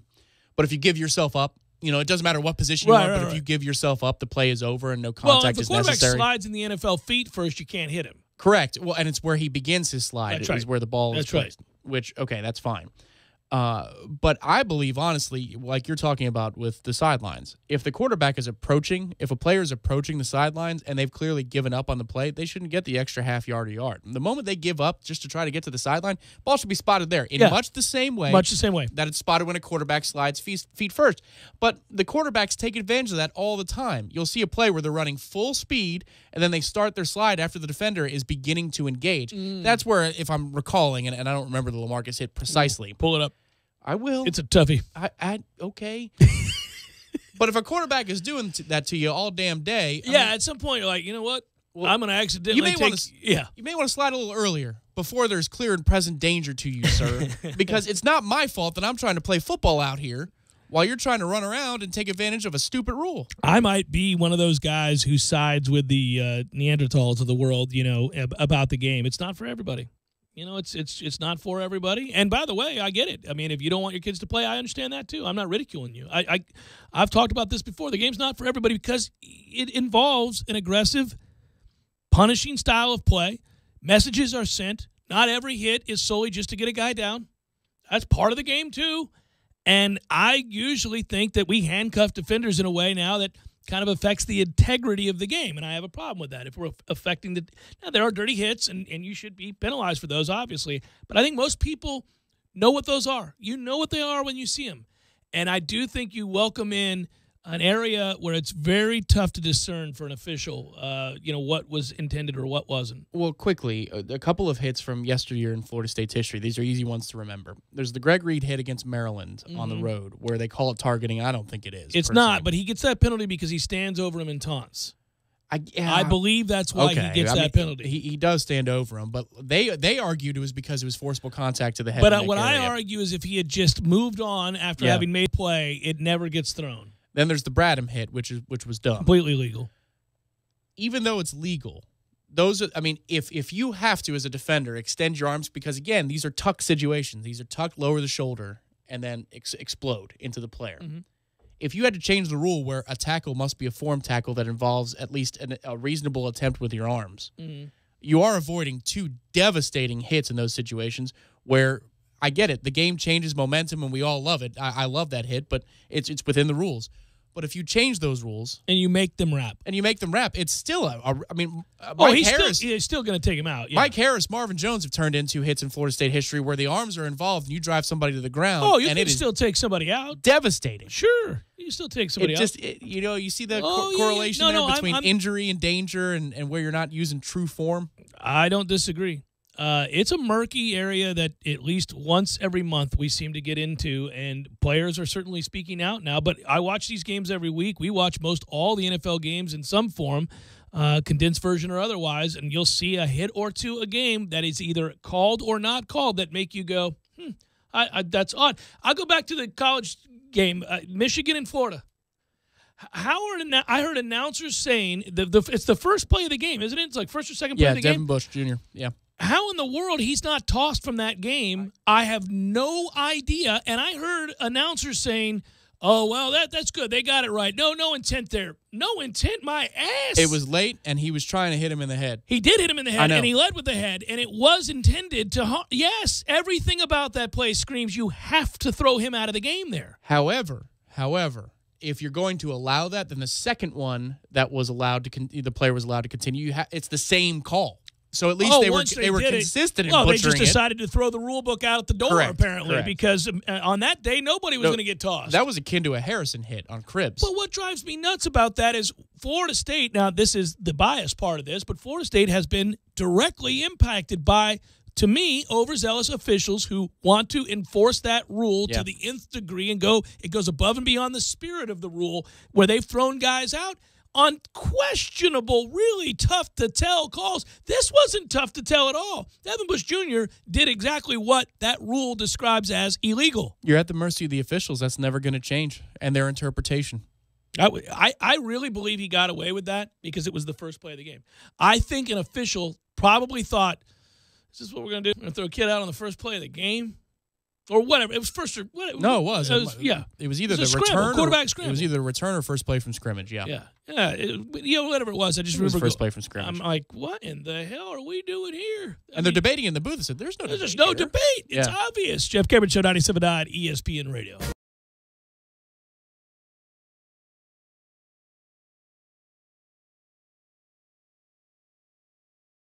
When you're in need of auto repairs, look no further than Nice Tire and Auto Service. Nice has been in business for 16 years with long-term, knowledgeable sales associates. They have the latest wheel balancing machine in the industry. And for passenger vehicles, they service AC, brakes, suspension, tune-ups, and much more. Never sit through a long wait. Nice Tire and Auto has 10 service bays to get you back on the road quickly. If you have tire problems, check out their large inventory with various Goodyear and Michelin tires. Nice Tire and Auto Service, 4792 Bluntstown Highway, 574-4100. You put your mower through a lot. All that back and forth can add up to thousands of miles. That's like mowing cross country. Gravely commercial mowers are built for all-day performance, helping you get the job done mile after mile. Gravely, built to mow the distance. Get your Gravely motor only at TNT Supercenter, your one-stop shop for work or play. 14585 Highway 19 South, Thomasville, Georgia. TNTSupercenter.com. I'm talking tough, like a state of mind. Tough, like a soldier on the front line. Tough when it gets rough, like my Ford truck. Always enough. I'm talking tough. Franklin Spring Creek Ford. The place to find your next truck in southern Georgia. Hey y'all, we're Chris and Preston from Low Cash. Head to Franklin Spring Creek Ford and see them about all of your vehicle needs. Experience the greatest customer service in the business, guaranteed. Use promo code RADIO to activate your bonus of up to 100%. Call 844-900-2387 or visit mybookie.ag to open an account. That's 844-900-BETS or go online to mybookie.ag and use promo code RADIO. Win with the best only at MyBookie. Sign up today. Look at that mouth. That poor, parched mouth. So dry. What'd you eat for lunch? Chalk dust? Did your mouth cannonball into a barrel of mothballs? You're being awfully quiet. Is that because your mouth feels like the business end of a Dremel saw? Is it because your mouth just wrote a haiku and all 17 syllables were dry heaves? You're so parched. You know it. I know it. The entire radio knows it. Just admit it. You want a Mountain Dew. Your mouth feels like it just inhaled the insides of a punching bag, and the only remedy is that neon green potion. Right now, your mouth could be tongue bathing in the refreshing citrus kick of Mountain Dew. Instead, it feels like you've been motorboating King Tut's sarcophagus. Show some mercy. Crack open an ice-cold Mountain Dew. You know your mouth wants you to. Do the Dew.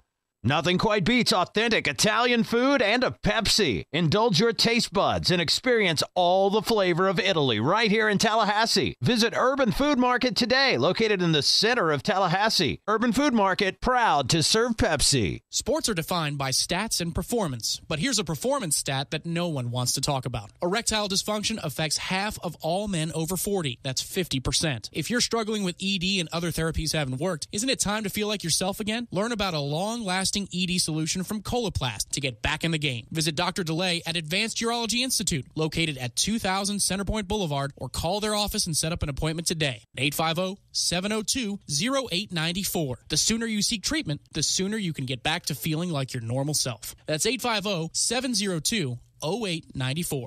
Beef O'Brady's Burgers Across America with Des Moines Triple Bacon, Green Bay's 5-Cheeser, or the Memphis Love Me Tender. All made with premium blend Angus. Pick any two for just $17. Beefs, but your Angus, it's good. Hi, Chris Kraft. Tallahassee dodged a bullet with Hurricane Irma, but the majority of Florida was not so lucky. So Kraft Nissan is teaming up with the Capital Area Red Cross. You buy a new car, and we donate $100 to the Red Cross. And Kraft Nissan is guaranteeing a minimum total donation of $5,000. And if your vehicle was damaged by the storm, you automatically qualify for Nissan's factory employee pricing A-Plan, which is up to $1,500 under invoice. In addition, you keep all rebates or 0% interest on most models. And Nissan Corporate has just announced no payments for 6 months. That's right, until March. It's Nissan's way of helping our neighbors. Plus, save $6,000 off on all 2017 Altimas in stock. And Kraft Nissan has created a 1-month program called Storm Recovery Sign and Drive. Zero money due at inception. That's right, no money down, nothing. And lease a new Sentra S for just $255 a month, or a 2017 Rogue Sport for only $275 a month. Kraft Nissan, doing our part to keep this Nissan town rolling. But hurry, it all ends October 2nd. Payments based on 36-month lease with approved credit through NMAC, monthly payments plus tax.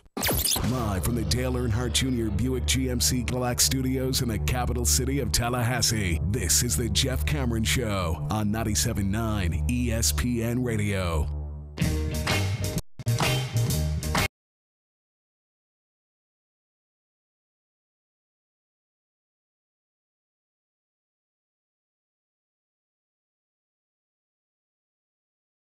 Show 97.9 ESPN Radio. Wrapping up a Balls McWednesday edition of the program. I don't know if I'll have the time tonight, but this is normally where we segue in. So if you would, Tom, you can go ahead and cue it up, and I'll answer the question. Ready for a cold one? Proof Brewing Company in Railroad Square Art Park presents What's on Tap. So, Jeff, what'll it be? I was going to say perhaps I would rewatch Raging Bull on this, the day that we lose Jake LaMotta, boxing's oldest former champion. Touch on that momentarily. But it's a long movie. It's an all-time great movie. For a long, long time, it was my favorite film. It's certainly still amongst my top 10. If you are a younger lad and you have not seen this film, and there's a good chance you haven't because it came out in 1980, it's a masterpiece from Martin Scorsese, and it's some of Robert De Niro's best work. And that's saying something. It is. It's an incredible film. If you haven't seen Raging Bull, it's worth your time. Maybe you should do that tonight before the football really gets going, which is tomorrow. So that's something that I would say. By the way, the oddity here is that on this day in 1950, Jake LaMotta was getting his ass beat in a world middleweight title fight and had to win by knockout in the 15th round if he wanted to win and retain the belt at all, and did, because that's what that guy did. And it was it's kind of crazy. You know, he dies on this day, and it's also on this date in 1950 where that happened. So rest in peace, Jake LaMotta, who you can find all kinds of stuff on if you're interested beyond Raging Bull. Interesting life, not all good, but some very good. Go look at the YouTube interviews. There are countless ones where you wouldn't think a guy who prided himself on taking a punch and could, and did many times back in an era where boxing was ruthless, was brutal, and they fought 15-round fights, and they didn't call fights very easily, and the gloves, it's just amazing. Go back and look at that. He's doing interviews in his early 90s, and he's got a bit of a speech impediment, but he's sharp. He's right there. He can talk to you about the biggest moments of his career.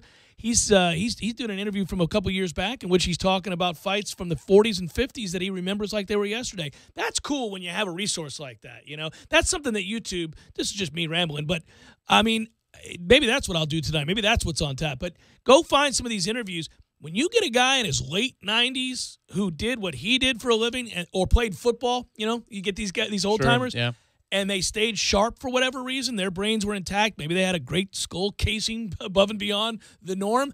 It's stunning, A, and B, it's unbelievable to listen to them talk about what it was like going into those fights, those moments, and the influence of the mafia and the smoky arenas and the money, and it's crazy. The training methods. Yeah, I could tell you a little bit about the smoky arenas. I've said this before, but my Uncle Joe would run into Madison Square Garden, the old garden where you could smoke in there, and he'd be bleeding. He'd cough up blood because it was so smoky, and they're running. I mean, they're doing long-distance runs around the track, around and around and around they go. And my dad said that he'd visit and watch his older brother play, and he'd look at the towels, near the bench area. Yeah, where they're coughing up blood. People are just coughing up blood. Not good. It's like you're running in China. It's nuts. Real quick, by the way, our thanks to Proof Brewing Company for coming on board to sponsor What's on Tap. Proof Brewing Company and For the Table Hospitality present the 5th Annual Florida Tap Invitational, September 29th and 30th, one of North Florida's largest two-day beer festivals, by the way. VIP and general admission tickets are available online at FloridaTapInvitational.com. We have the clip. We have the famed Robert De Niro clip after the Sugar Ray Robinson fight in which LaMotta loses and is pulverized in said fight but never goes down. And when I say that, I mean Jake wouldn't want to quit. He wanted to go. Hey, Ray. Never went down, Ray. You never got me down, Ray. You hear me? Never got me down. Yeah? See, look. And in the 13th round, the hard luck round, the championship of the world has changed hands. That would strike to the core of the manliness that is, the machismo, the testosterone that is men who fight for a living and men in general who find themselves competitive. You and somebody else, me and somebody else, we fight each other 5 freaking times, and they're all wars. But I've knocked you out. I've knocked you down, and and even though you win more fights than you lose, you never put me down. I say that to you, you say that to me, however it works, it would eat at you. It would piss you off. You just stare at him, knowing that you dominated, and you'd say, that is true. And I'll go to my grave knowing I never put you down. Man, all those NCAA football games we played over the years. You beat me bad today, but you've never shut me out, and I've shut you out. Yeah, it's Haven't the worst. you scored 0 points? My buddy, if he's listening, and I doubt that he is, Chris Sturgeon, has one on me to this day that still bothers me. You talking about that fictitious scenario bothers me. There was a game for the Commodore 64 called Hardball. It was a baseball game. And we would play it against one another after school all the time back when I was in middle school. And it was a pitching-dominated game. You could dominate with pitching. But our games would always finish 3-2, 4-3. They were wars. And you really had to sit on a pitch, and you had to it was fun. You had to think like a hitter would think, and you had to know your friend. How's he like? He's going to pitch me backwards with this guy, because this guy's got a little pop, that kind of stuff. He threw a no-hitter against me. Threw a no-hitter, and I never no-hit him. I never even shut him out. He threw a 1-0 no-hitter. Oh, man. And I remember I won a 7-game series against him, and afterwards he went, "You never threw a no-hitter? Son of a bitch." I'm still angry about it. My buddy Paul was really good at the MVP baseball game. Oh, yeah. And but he would use the Yankees, I would use the Mets, and they were always better. But that's what's hard about those. Well, yes, but then he'd throw Messina with the knuckle curve, which was an unhittable pitch. Man, it was just back in the day. Bull, you know what? Yeah. He didn't hit me, but we got to the 9th inning a couple of times where I had to scratch out a hit. You're like buckling down, right? And it's 2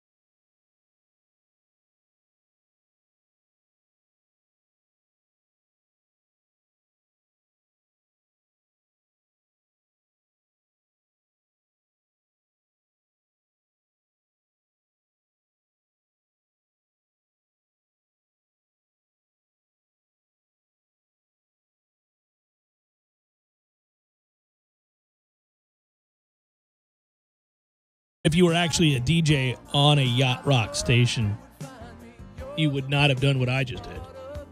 That was completely uncool, screaming at the top of your lungs. When was that term coined? I feel like that's new. It is relatively new. But it's so fitting to this song and many other bands just like this. Buddy. Little yacht rock. Maybe Turks and Caicos could have their own Sirius XM show. If Turks and Caicos is still standing, the Hurricane did a number on Turks and Caicos. And I mean for real. Yeah. No, I'm not laughing. I'm Way saying, to sober it up. No. Oh, no, we have the fictitious gay musician Turks and Caicos that